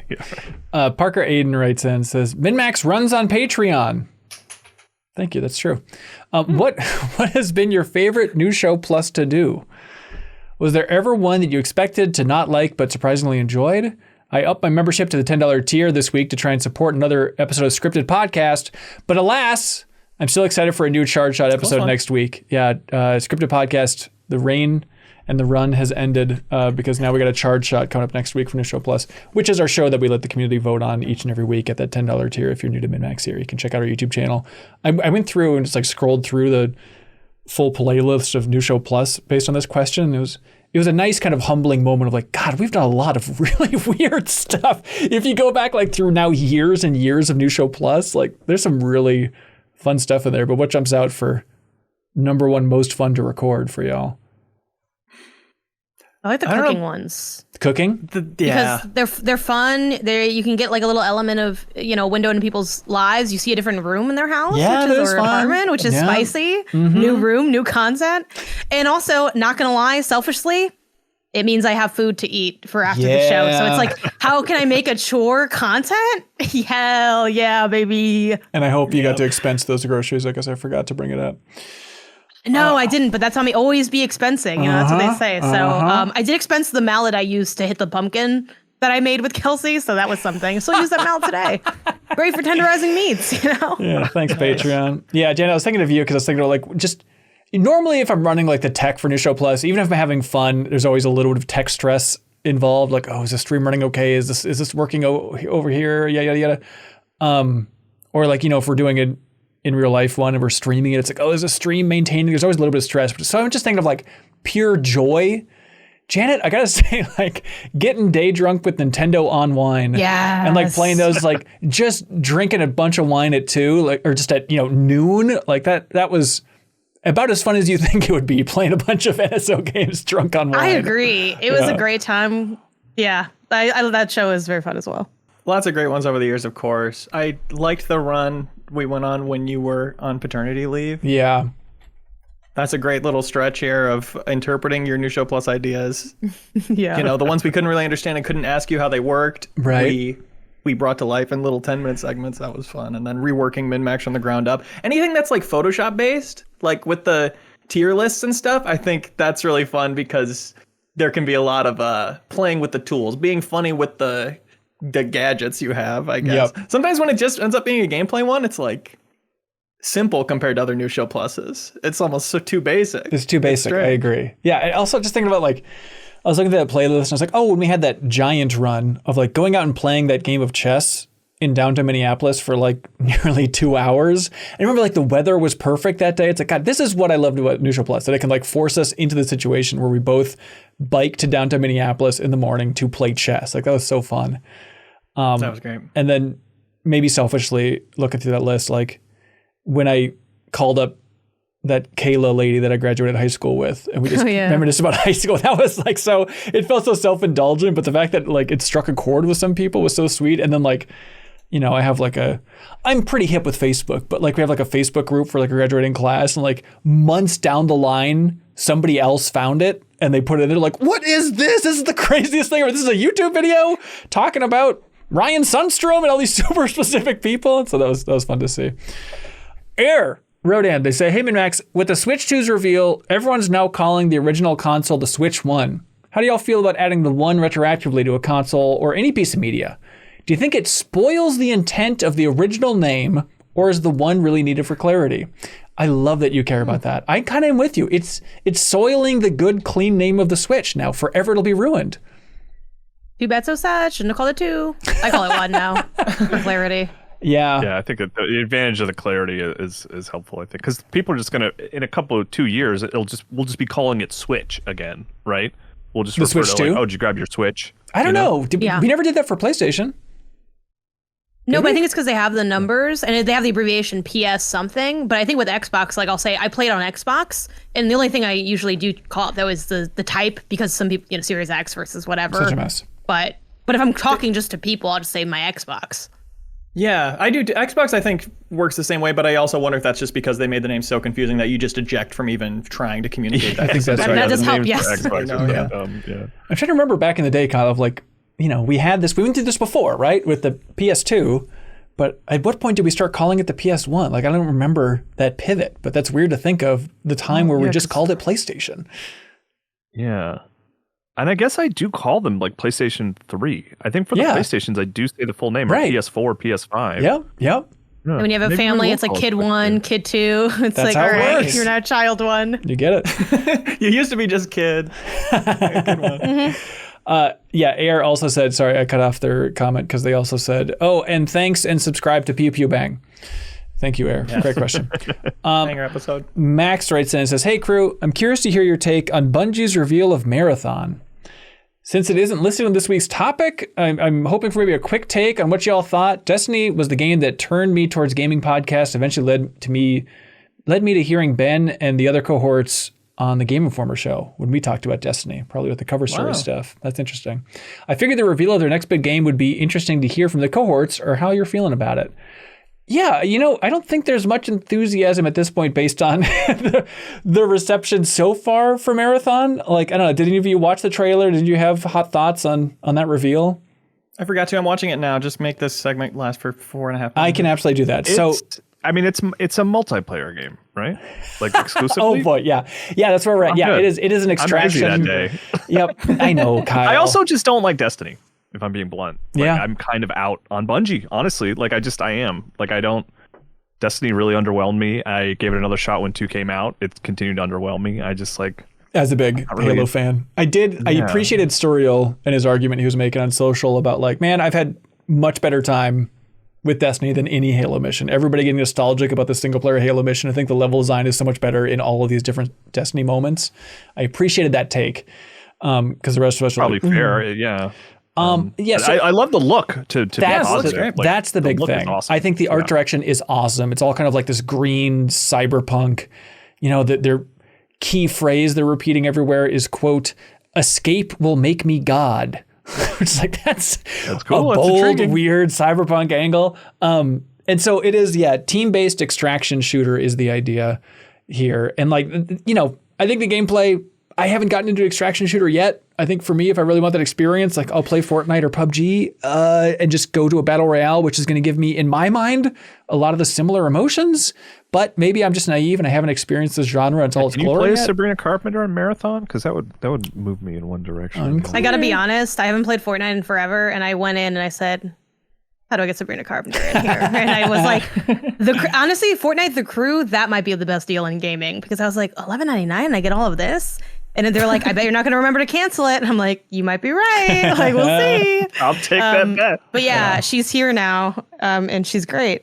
Yeah, I also just don't play this genre, unfortunately. Yeah. So that's why I don't have anything to say. Yeah, extraction. The big like getting loot that you have and you're choosing to bring it, and then you'll lose it, like that kind of element of the extraction shooter. Because sometimes people call the finals an extraction shooter because it's like defending objectives. But it's in a Tarkov extraction shooter way, it's very different. And I have also not gotten into that hardcore kind of angle. But I'm also kind of saving my extraction shooter awareness for my best chance of getting into one with Arc Raiders from the Finals developers, Embar. Yeah, so it's like hard for me to hold space for Marathon right now. I am fascinated by Marathon. You're not holding space for space. Yeah. Right. Primarily because so it's coming out September 23rd, listening to like Friends Per Second and stuff, and that crew talk about it. It seems like they made the interesting case of like, it feels like how Destiny how Destiny launched it looks like how Marathon's going to launch, where it's like, you see the promise, you see the ideas, but it's so bare bones. And the fact that they're charging quote premium product prices for Marathon, it's like, it's a tough pill to swallow, but we'll see. Maybe just the style and the core gameplay, because like, yeah, it's a Bungie shooter. It's going to feel great to play. Like, is that going to be enough for it? Can you even buy Tarkov on Steam yet?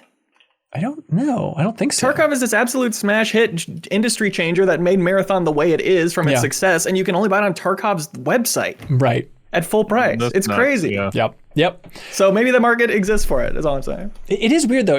It's funny to see, in the wake of Concord, when everybody's screaming, if it was free to play, it might have had a chance. I can't believe it's not free to play. Like, we're seeing stuff like Wildgate, we're seeing stuff like Marathon come out, and they're all like, not doing free to play. We're not taking that chance. And so I'm curious to see. Hopefully, cynically, you can go, because then they'll make it free to play later and get to eat both pies. But I don't know. I think people do want that kind of like gating almost of like, this is for people who are really interested in the concept and want to engage with it. Yeah. I think as like an industry dork, what's fascinating about Marathon is seeing that it's, PlayStation owns Bungie. Remember that, Kyle, when PlayStation bought Bungie? Remember that weird thing? Bungie, the Xbox studio. Sometimes, yeah. It's weird. So Truly. PlayStation owns them, but Marathon is still releasing on Xbox day one. And so it's the first time ever that the word Xbox has been mentioned on the PlayStation blog when they were writing about Marathon, like also available on Xbox. It's like, oh, what a weird spot we're at in the industry. And even just, this is really insider stuff, but it's fascinating to see that like Bungie is still a separate city state enough within the larger PlayStation ecosystem that like, it wasn't PlayStation PR that was emailing and messaging about Marathon. It was technically Uber PR, because they do the PR work for Bungie.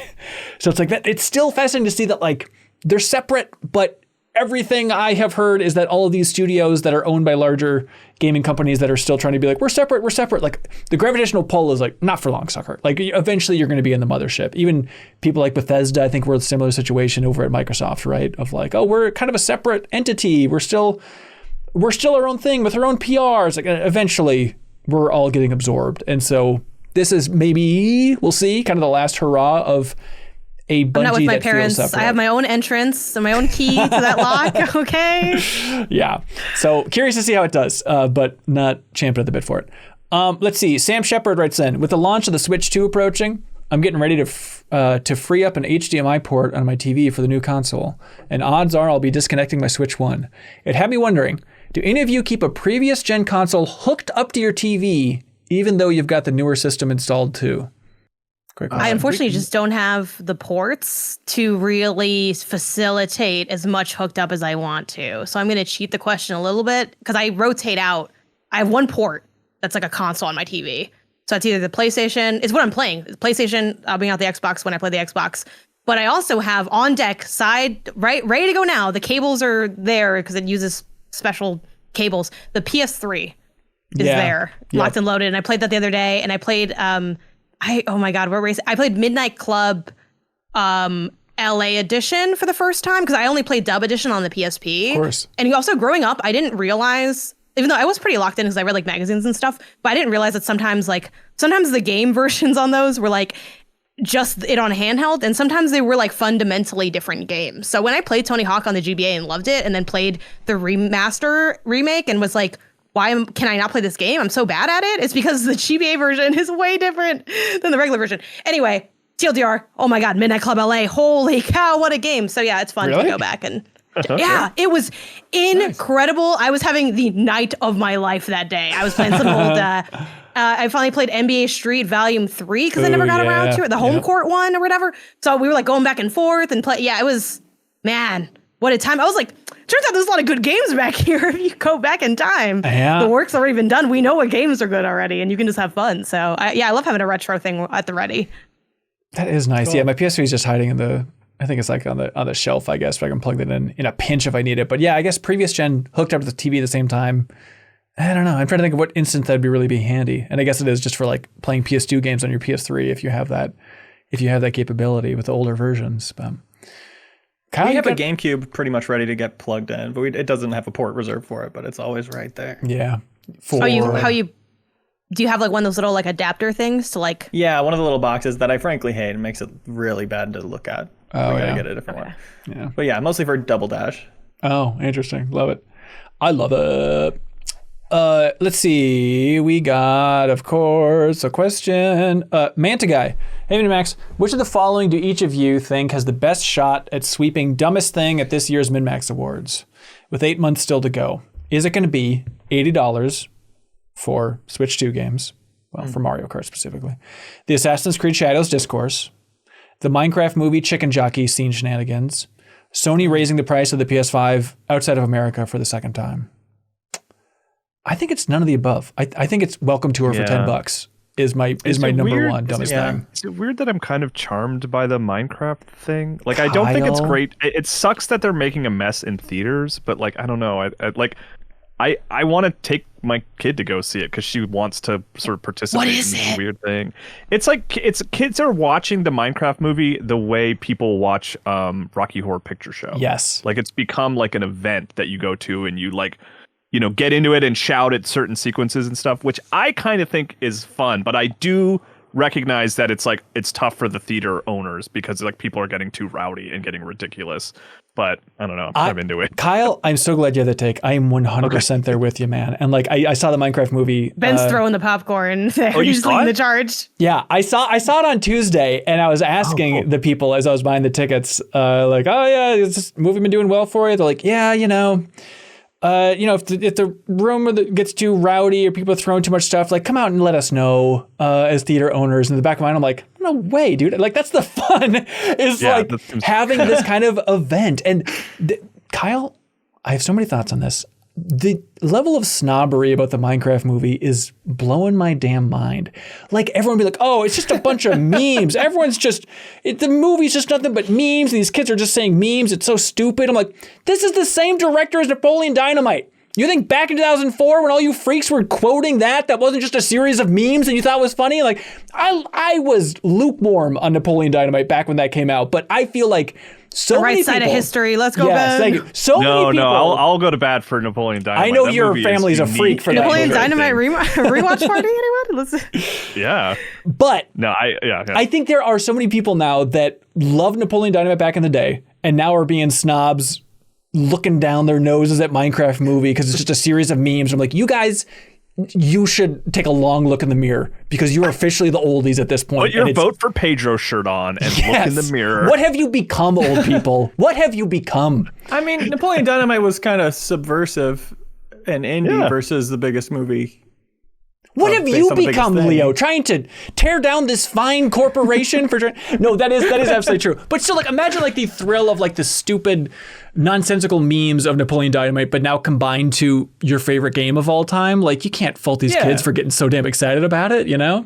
If I may, I mean, this sounds like a take that someone who loves fun would have.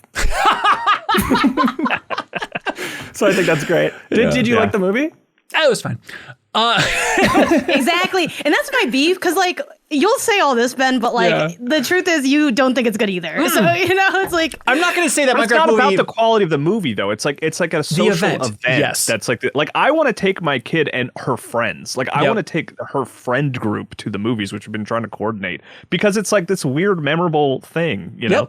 I don't know. And so like we went to like a 3:40 showing, and there was like one other family in the audience because I brought my nephews, and it was funny because it's like, I don't think there's going to be much hooting and hollering. But during the chicken jockey scene, my nephew had a handful of popcorn, and you could tell he was on the fence about like, do I throw this? And I get that it sucks for theater workers. I think the idea of like social fun, letting the crowd connect in that way, sorry, that's worth the hit. That's worth the hit, theater workers. I'm sorry you have to clean this up.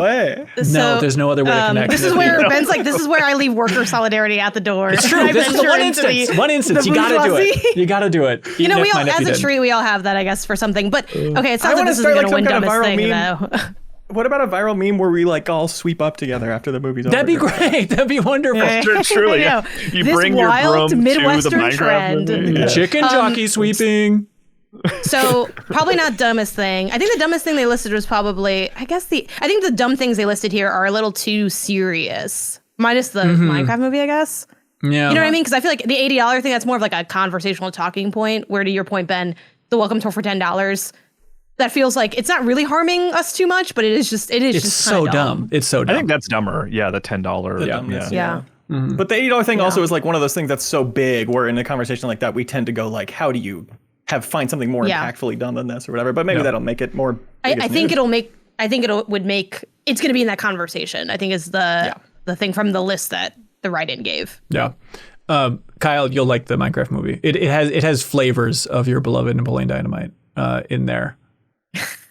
I'll have to go look. This is so dumb, but I like months and like a year ago or something. I think when he was announced as director, I had I was like, I'm gonna post something now that I can look back in the future and be like, I bet people are going to be into this Minecraft movie because of Hess. I think so, you know. But it's I mean, I probably laughed 6 times, and I had a couple moments of like, hey, genuinely funny. Hey, there we go. Look at that. Like, I was totally fine with it.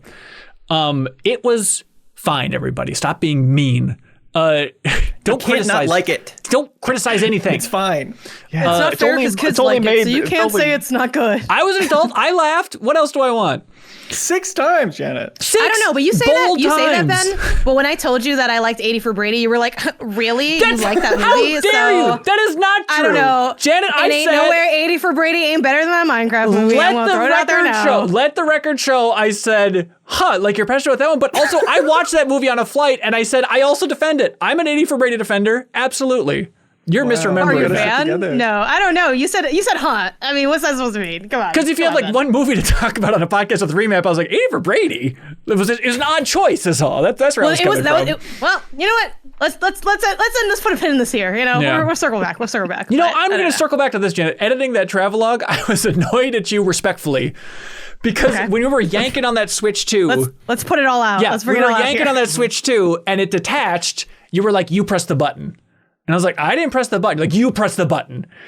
You were so confident. You did not believe me that I did not press the button. And really think that, then that is the case. But my point is that we really need to make sure that you didn't, because otherwise people would say that you might have. So that's why I'm like, let's flip it over, do it from that side. It's undebatable that way. I just felt like I wasn't being listened to and respected when I said I absolutely did not press that button. Janet. I will say the worker was also like, "Oh, I think you pressed the button." So it's just like, and I know it's your job, but like, because you know he what I had mean? to. Like, Janet sides with the workers. Yeah, exactly. It comes back to being pro worker. Also, I'm on the other side of you, Ben. You are 8 feet taller than me, so it is hard to get a full angle. What's going on. I'm sorry that I was wrong to question whether or not you pushed the button, and you were wrong to scoff at 80 for Brady. I don't know, we've all made mistakes. I like the movie. I like 80 for Brady. What other questions are in here? How many times you laugh at 80 for Brady? Less than 6, tell you that much. When the truth comes out. With all respect to 80 for Brady. Janet would say we had a nice bonding moment when we went to Cantor's Deli in LA. We're like, I've heard this reference. Ripping each other's heads off. Yeah. And it was literally, we're looking through the menu and there was a quiet beat. And then at the exact same time, we both brought up the black and white cookie with a look to the cookie, Jerry, look to the cookie. It's like, it was really a good bonding moment. It was identical moment. And then we swapped lives. So now I'm the one hosting the show. That's it. Enjoy. Travis and Fargo writes in, what's your favorite kind of special feature?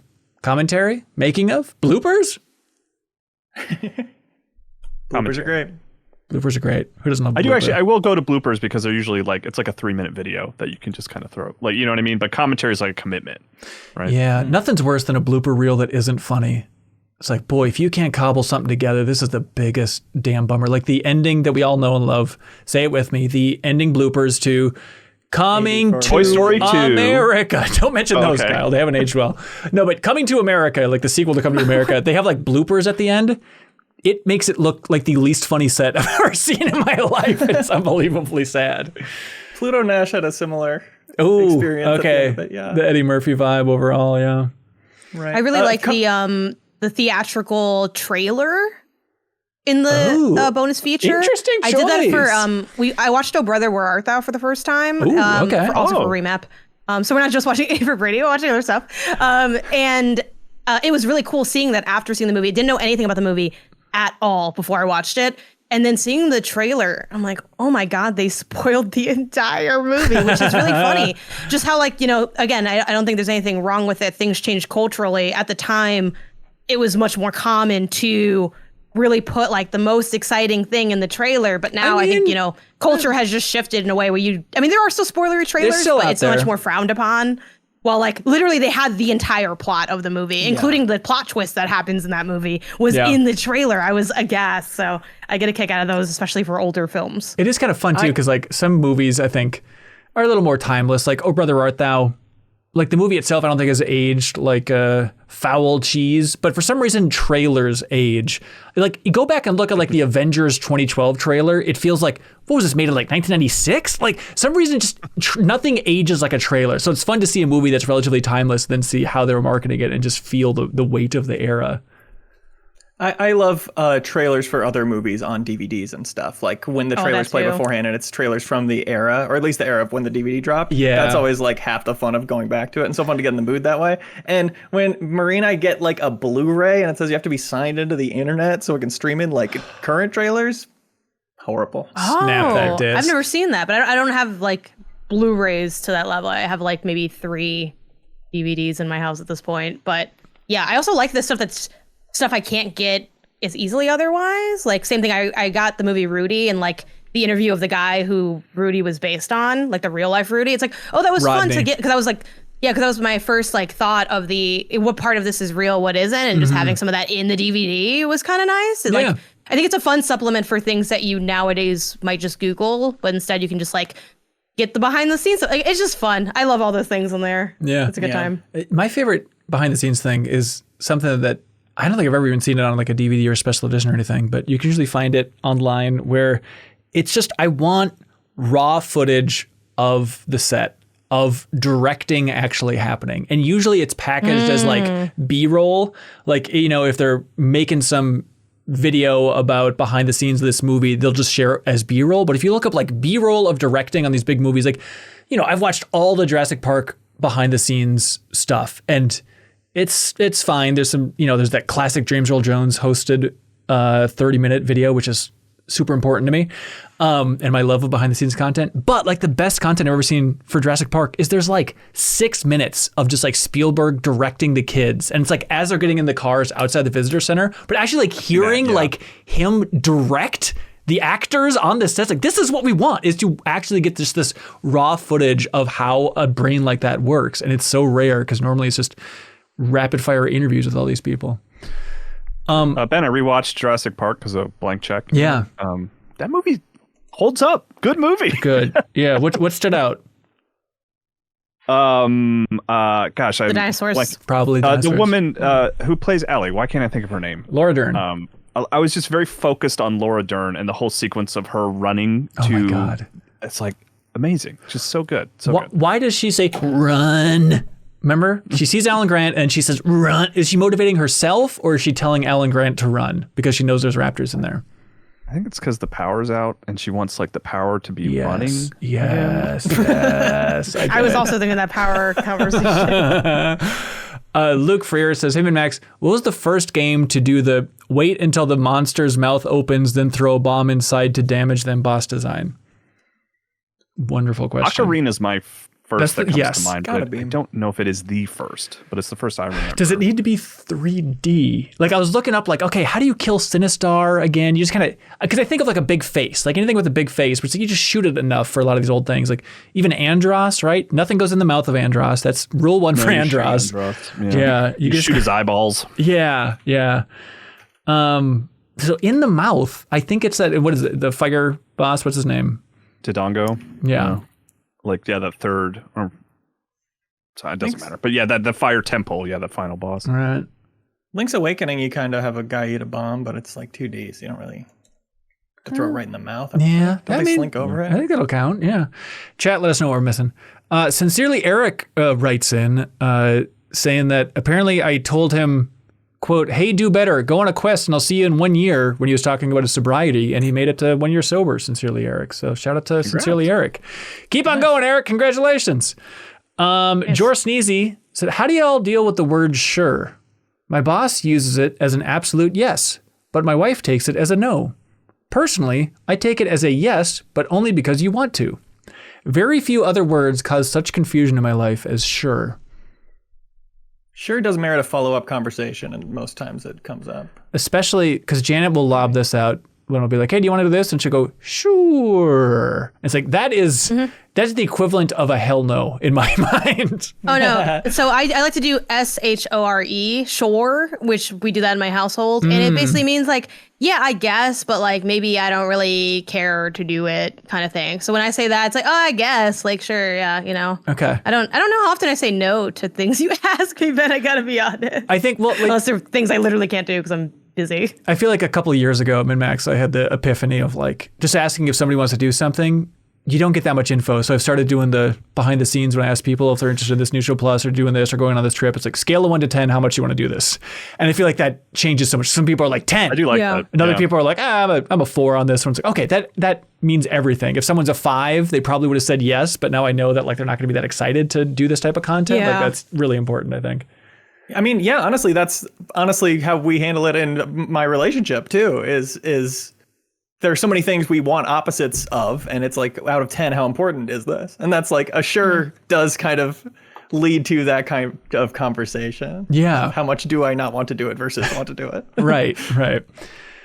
Steve Evolution says, hey, MinnMax crew, in the recent LA Switch hands-on video, Janet mentioned how big it felt attending a pre-launch console hands-on for the first time. And I was wondering, have any of you had any personal career bucket list items you'd love to check off and you're comfortable sharing? Oh, Gamescom, Germany. Interesting. Why Gamescom? I've been really. It's like a huge event that has happened for forever, and I can't go because it's in Germany, so it's really expensive to go. Yeah. And I know a lot of my colleagues who have gone, and they say it's like a really good show. They also say it's wildly massive, It is. and that it's almost just like an experience. Basically, people describe it as the video game convention equivalent of looking at the Statue of David, which I also really want to see because people are like, it's so grandiose, you just burst into tears. I don't think that part will happen in Gamescom, Oh, that's but I don't grandiose know, about that. and I'd like to find out.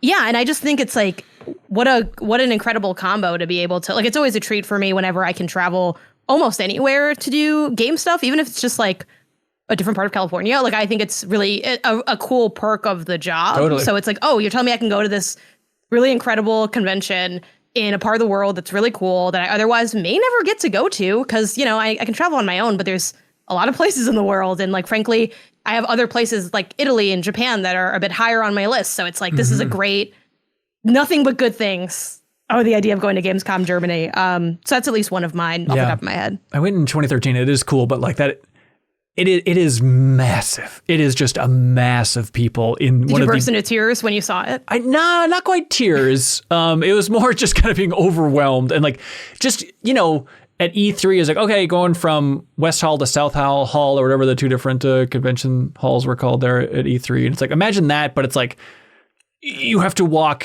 it feels like miles to get to like the next room. Like stuff can be so spread out in Gamescom, but it is awesome just to see the scope of it for sure. And yes, it made me cry. I had to really think about this. Like, I really want to host or moderate a panel, and I don't think I ever have. And it seems weird. Like, I've hosted like podcast live, and I guess that kind of feels like it, like with a crowd. at like the GameStop Expo and stuff. But I've never like moderated like a developer panel. And it's like, I feel like that's my wheelhouse. I feel like I can do that. And you do podcast versions of that. Yeah, exactly. But like in person at an event or something, I've never done that. And I guess that's a career bucket list thing I'd like to hit up at some point. So reach out, everybody. You should, yeah. Thank you, Leo. I just need one more thing. Just one more thing. Is that so much to ask? Yeah. Oh, you guys got any bucket list things career-wise? A panel would be fun for me too. I've done one and it was with Game Informer and I was really scared and the tech was messing up. And I feel like I'd be a lot more confident doing one now and have a lot more fun. Yeah. And the tech would probably not be my responsibility. Wouldn't that be sweet? Nice. Yeah. And Kyle, you're too accomplished? Yeah, I did it. I did it all. You do have that book, which is also another one of mine. So shout out to that. Yeah. I mean, my career is weird because I've gotten to a point now where in the past it took over way too much of my life. And I just personal goal of mine is to separate that much more and like not make it my whole universe. So like that's why I don't really have an answer, because it's not that I like don't have goals. It's just that it's like I just try to keep job is kind of like what I'm trying to do these days, you know? Yeah, right on. Respect it. Devin B writes in, says, during the ice hole trip, Ben said, the ice hole trip, that was a new show plus. Oh, that was up there too, I suppose, for favorites. But Ben said, quote, tell you the thing I'm worried about, sturgeons. And for some reason, that joke still lives rent-free in my head.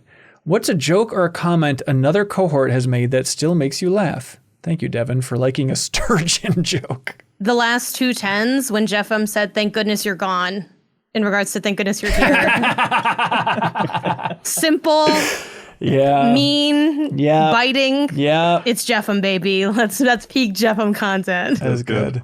Leo once said, and I don't remember exactly how you said it. I don't remember the phrasing, but the joke you made was like, if there's a game or a movie that is like, we're supposed to interpret it as being dumb, and the fact that it's dumb is good. Right. It should tell us that in the credits, so you know. That has stuck with me so much because it does become this weird argument that people can use arbitrarily of like, no, it's dumb, so it's good, or they can be like, oh, it's dumb, I hate it. And it's like, we can't really know the artist's intention. So I don't know, when you said that, like they should, like the director should put it in the credits. That was meant to be dumb. Just, it sticks with me, and it made me laugh so hard at the time and still makes me laugh. I don't Same. remember. I take that as wisdom, though. I mention that all the time. Yeah, it's up there with Ben's. It's up there with Ben's. Like every game starts on a beach and ends in a factory. Like in the pantheon of like MinnMax knowledge. The amount that you cite that, I'm so honored, Janet. That really means the world. For me, every time I move my PS5 from the upstairs to the downstairs, I think of Janet when you said that every time you plug a modern console back in after you unplugged it, it beeps and starts up and says, excuse me, I almost died. Like I hear your voice every time I think about that, where it's like, you unplugged me incorrectly. Don't turn me off that way. That's funny. Brian Tylek writes in and says, hey, MinnMax crew, so what do y'all like for a question of the week?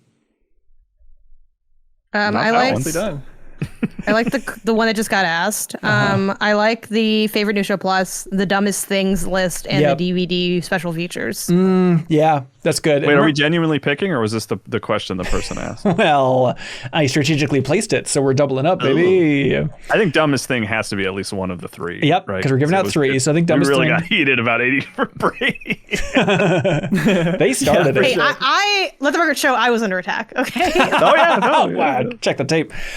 New show plus, I like. Just because I'm louder doesn't mean I'm not under attack. Yeah, go ahead. I feel like if we've got 3 to give out, the one who asked, what do we like for question of the week, I think I give props to. I do. The fact that no one's ever asked that. Yeah. I think we got to give it. So is it new show plus, dumbest thing, and what do y'all like for question of the week? Sure, I like it. Okay. Yeah, special features I like. The only week that's the only time they can get away with it. No one else can ever get away with it. You're right. All right, there we go. Congratulations. I'll reach out to y'all. I'm going to reach out to everybody here on, or the 3 of you on Patreon and get your info, and then MSIPOD will ship out those vinyl soundtracks, one for each of you. And now it's time for something that we like to call Get a Load of This.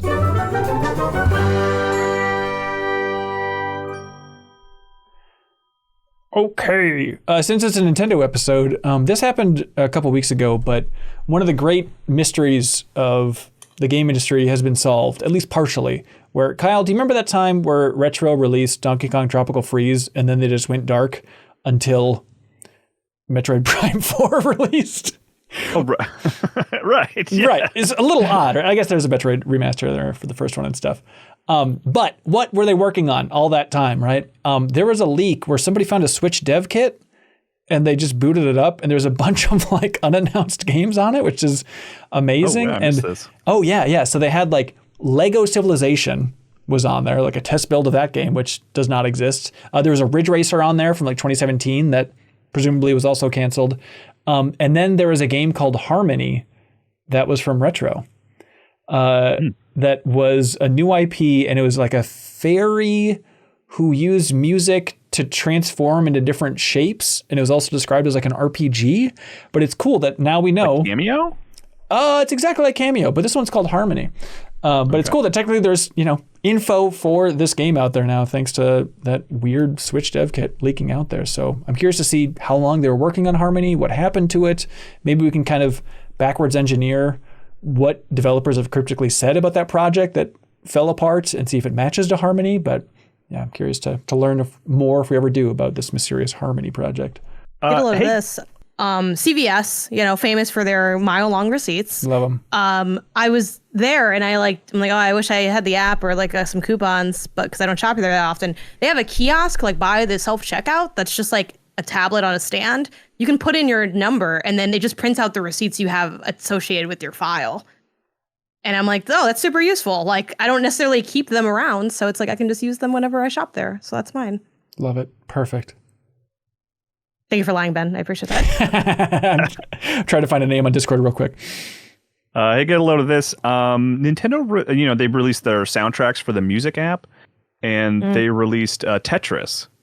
And there was like there was Tetris music on there that like I had never heard before.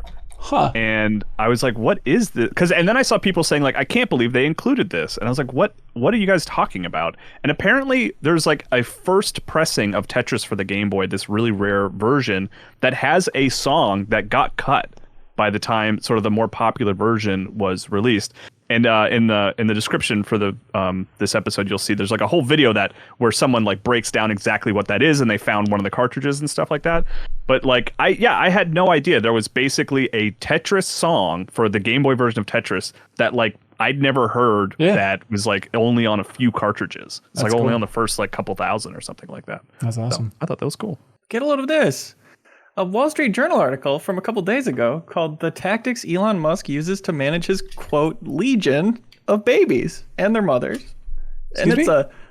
It's a fascinating read about Elon's many children and his goals in creating his legion of new humans to take over the world post-apocalyptic style. It's fascinating. It's real life supervillain stuff that the richest man on earth is up to. I really recommend it. Awesome. Links below if you want to check it out. Get a load of this from the community. Not Weirder shared this link to the GDC Vault website because they uploaded some of the GDC talks. I don't know if all of them are there. Some of them are behind the paywall, I think. But it includes Sarah Podzorski's talk from GDC. So check a link below if you want to see Sarah's talk about indie game marketing that she did at GDC there. Shout out to Sarah. Give her some feedback. Nice. That is it for this episode of the MinnMax Show, everybody. Thank you so much for watching, listening, sharing, all that fun stuff. Other fun stuff happening at MinnMax here this week is Bonus Pod. If you support us at the $5 tier, you're supporting independent games media. We appreciate that. You also unlock Bonus Pod. You get a code, you get a little RSS feed link, you put it in your favorite podcast app, and then bam, it more than doubles the amount of MinnMax podcasts you get every single week here. But Bonus Pod is in that feed, the show that Haley hosts, and it's so damn good. There are several weeks where it's better than the main show. This is one of those weeks. No offense to us, we're the best, obviously, but Haley knocked it out of the park this week with you all as well, because people often ask for like, hey, I want you to do more deepest dives. Can you do basically the equivalent of a shallow dip where it's not quite a deepest dive, but you all really dive in? And it's basically what you did this week for Blueprints, which if you're loving Blueprints out there, unlock this episode of Bonus Pod. It is 2 hours of Leo and Haley and Sarah and Janet unpacking Blueprints in a fun way. And then the back half is like full spoilers on. Let's talk about everything we've discovered. And the fun thing is I'm only a couple hours into Blueprints. I listened to it, loved it. And I still feel like I was just nudged certain directions. Like I still feel like if I play more Blueprints, it won't be like not fun anymore because I listen to that, you know? You listen to the whole thing?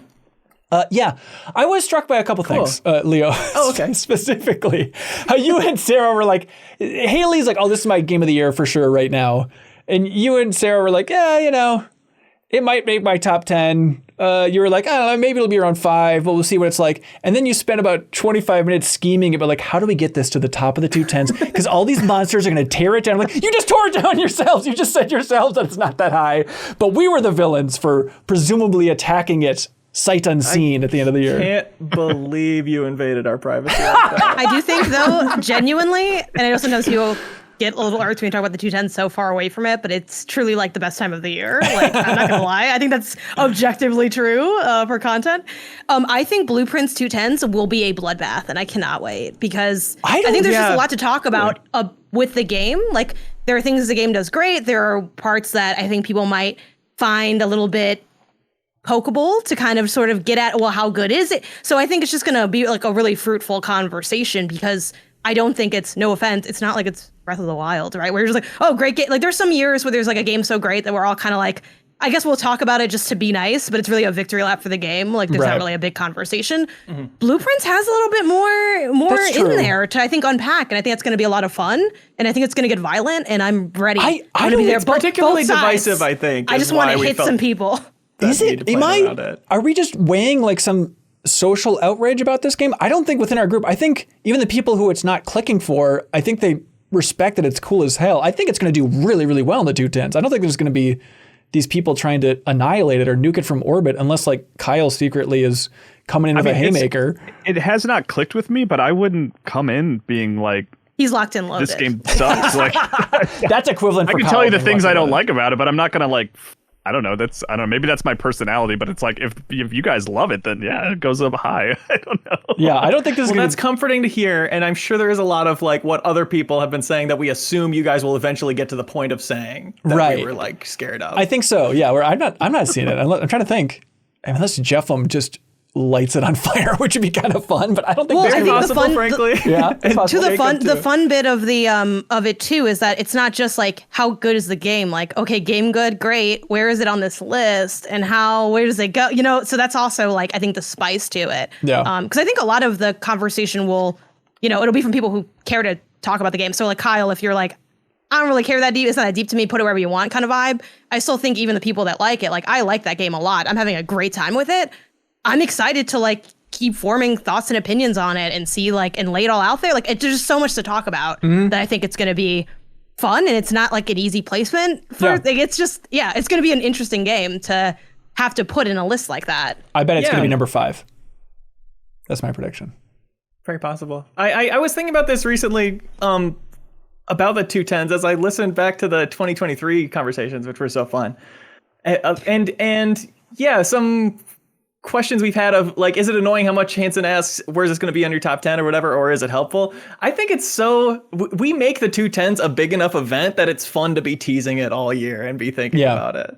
Like it makes sense to do all of this place setting and thinking about it in advance because it does pay off in like some of the best stuff we do, I think. Right. I mean, it really doesn't mind that question at all and think it's like a good, like, I don't know. I like that question. Well, I think I personally see sometimes people in the audience, I've seen people be like, oh, like it's like always about like this, you know, it always boils down to that. But it's like, yeah, I mean, it's not literally the only reason we play games, but I feel like the year that's our season, the lead up, it's like it's like this is the championship game. It's it's about getting to the playoffs, guys. That's where that's what we dream for every game we play, you know? It's like where's it gonna, you know, it's I find that exciting and fun, and it kind of adds a different flavor to just like, yeah, we talk about games all the time, but what if we made it this gauntlet, fat piece of content, just like you're leading up to it. Yeah, it's thick with 2 C's, the 210s. I love it. I love the 210s. Thick and pissy, the way everything should be.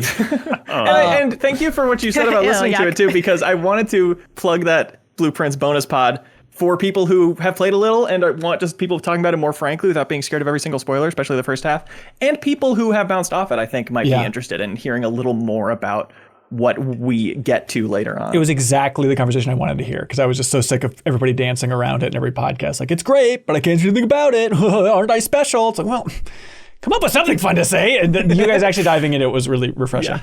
I too was egging my TV, watching other people talk about this game.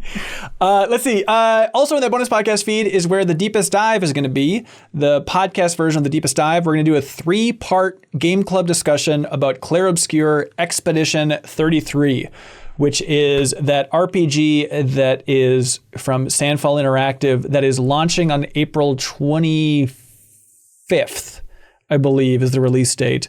Or 24th, one of those days. So it's launching then. We have a quick turnaround because Jacob and I are going to Brazil, so it's a little bit funky, but we're collecting collecting comments for the Deepest Dive about the game up until the point when you get the 4th character. That's the first stopping point. You can check out our Patreon for all these details.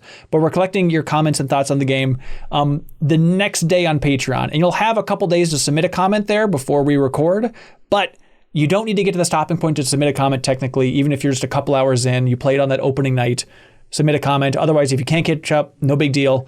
We're going to keep this rolling throughout the next month, and so you'll be able to catch up and submit a comment at some point along the way. And if you support us at any tier on Patreon, you can submit a comment. That $5 tier, you get the podcast version. So thanks for supporting those extended discussions about games. I'm glad an avenue can exist for them, but they only exist from people jumping in on Patreon, even just for 1 month. That's totally fine.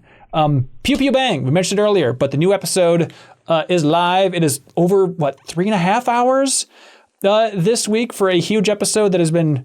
reviews are coming in saying it's the most unhinged and best episode yet. So congratulations, Janet. You did it. We try. Yeah, truly, it's very fun. Like, I mentioned a little bit in Slack, I guess, but like just seeing the community, I'm not a wrestling fan, but I'm going to use the terminology, but seeing the community like pop so hard for like an episode or a show, like it's just been this continuous like, oh my God, that is sparking so much conversation from every episode of Pew Pew Bang. And I don't think I've ever seen a show as universally loved as Pew Pew Bang is at this point. Like, Leo, it's true. I don't know if you have thoughts on it from the outside. I'm hung up on pop being a wrestling term. Yeah, that's not pop off? It's like what makes the crowd pop, something, something, something. That's not. Sure. I'm sure you've heard Dan Reichert say it a lot, but it also exists in other. I hear you. I mentioned it. I used it in the podcast a while ago, and somebody left a comment like, "I refuse to believe Ben doesn't watch wrestling because he uses all the terminology." So let's claim it back from wrestlers, please. Let us say "pop off." I don't know if it ever belonged to wrestlers. I don't Well, think they can't have it anymore. It's ours forever. Are we sure this isn't just how white people found out that the term "pop off" existed? Because this has been in the pantheon of hip hop for a long time. Then again, we call soda pop here. So That we've is been true. Only here. white people You were guys allowed gotta to drink chill that out for a with while. Yeah, it's confusing. Yeah. Let's see. New show plus. Yeah, but yes, please. I pop really hard when I'm producing that show. So All right, it's very good. It's very good. Yeah, that's the point. It's very good. It is all about gamer merch, and it goes off the rails in a delightful way. So check out that PP Bang episode. Leave a review on your favorite podcast app because it's in a separate podcast feed. Switch to hands-ons on our YouTube if you want to see Janet and I play the game. There is a version of that if you're at the $10 tier where we rolled basically the camera throughout the entire event. So if you want 3 hours of us playing all of the demos, getting hands-on with the Switch 2 for the first time, that's available at that $10 tier on Patreon. New Show Plus next week should be a doozy. Look forward to that. Any hints, Leo? I'm gonna be really sore after. Yeah, that's spelled perfect. the way you think. Yeah. Wow. But the big thing, Jacob and I are going to Brazil. So if you're in São Paulo, or you will be there on May 1st, we are hosting a community meetup, 4 p.m. through 7 p.m., Thursday, May 1st. And we're going to be at a bar and restaurant called La Sampah. We have the address in the description below if you want to check that out. But we're going to be there from 4 p.m. to 7 p.m. It is like basically in the convention center where Gamescom is happening in Sao Paulo. But at the same time, you don't need to have a ticket to get into this restaurant. You can just come hang out for a bit. And you don't need to actually be going to the show. But I'm so curious to see. I think Brazil is like our 7th biggest audience, something like that, worldwide. And so I want to see how many listeners will actually come out and come meet Jacob and I. Is there By the way, I seen Backstage Pass chat, everybody says, so it is skydiving, so he is skydiving. That's not what it is. I understood as soon as I said it, that's what people were going to think. It's not what it is. It's not. The tease in the New Show Plus for the New Show What Plus. could he mean when he says that's not what it is? His tease was spaghetti. So unless you can somehow combine spaghetti and skydiving. People really brushed over the spaghetti element, which was leaned into. Oh boy. All right, but that is it for this episode. Anybody else got anything they want to say, scream about, plug, anything at all? No, this was fun. This was fun. Had a good time. Hey, let's podcast more often. Yeah. We'll have to do this again sometime. Let's do it. All right, thanks so much, everybody. We appreciate it. We'll see you next week. Be good, have fun. Let's go.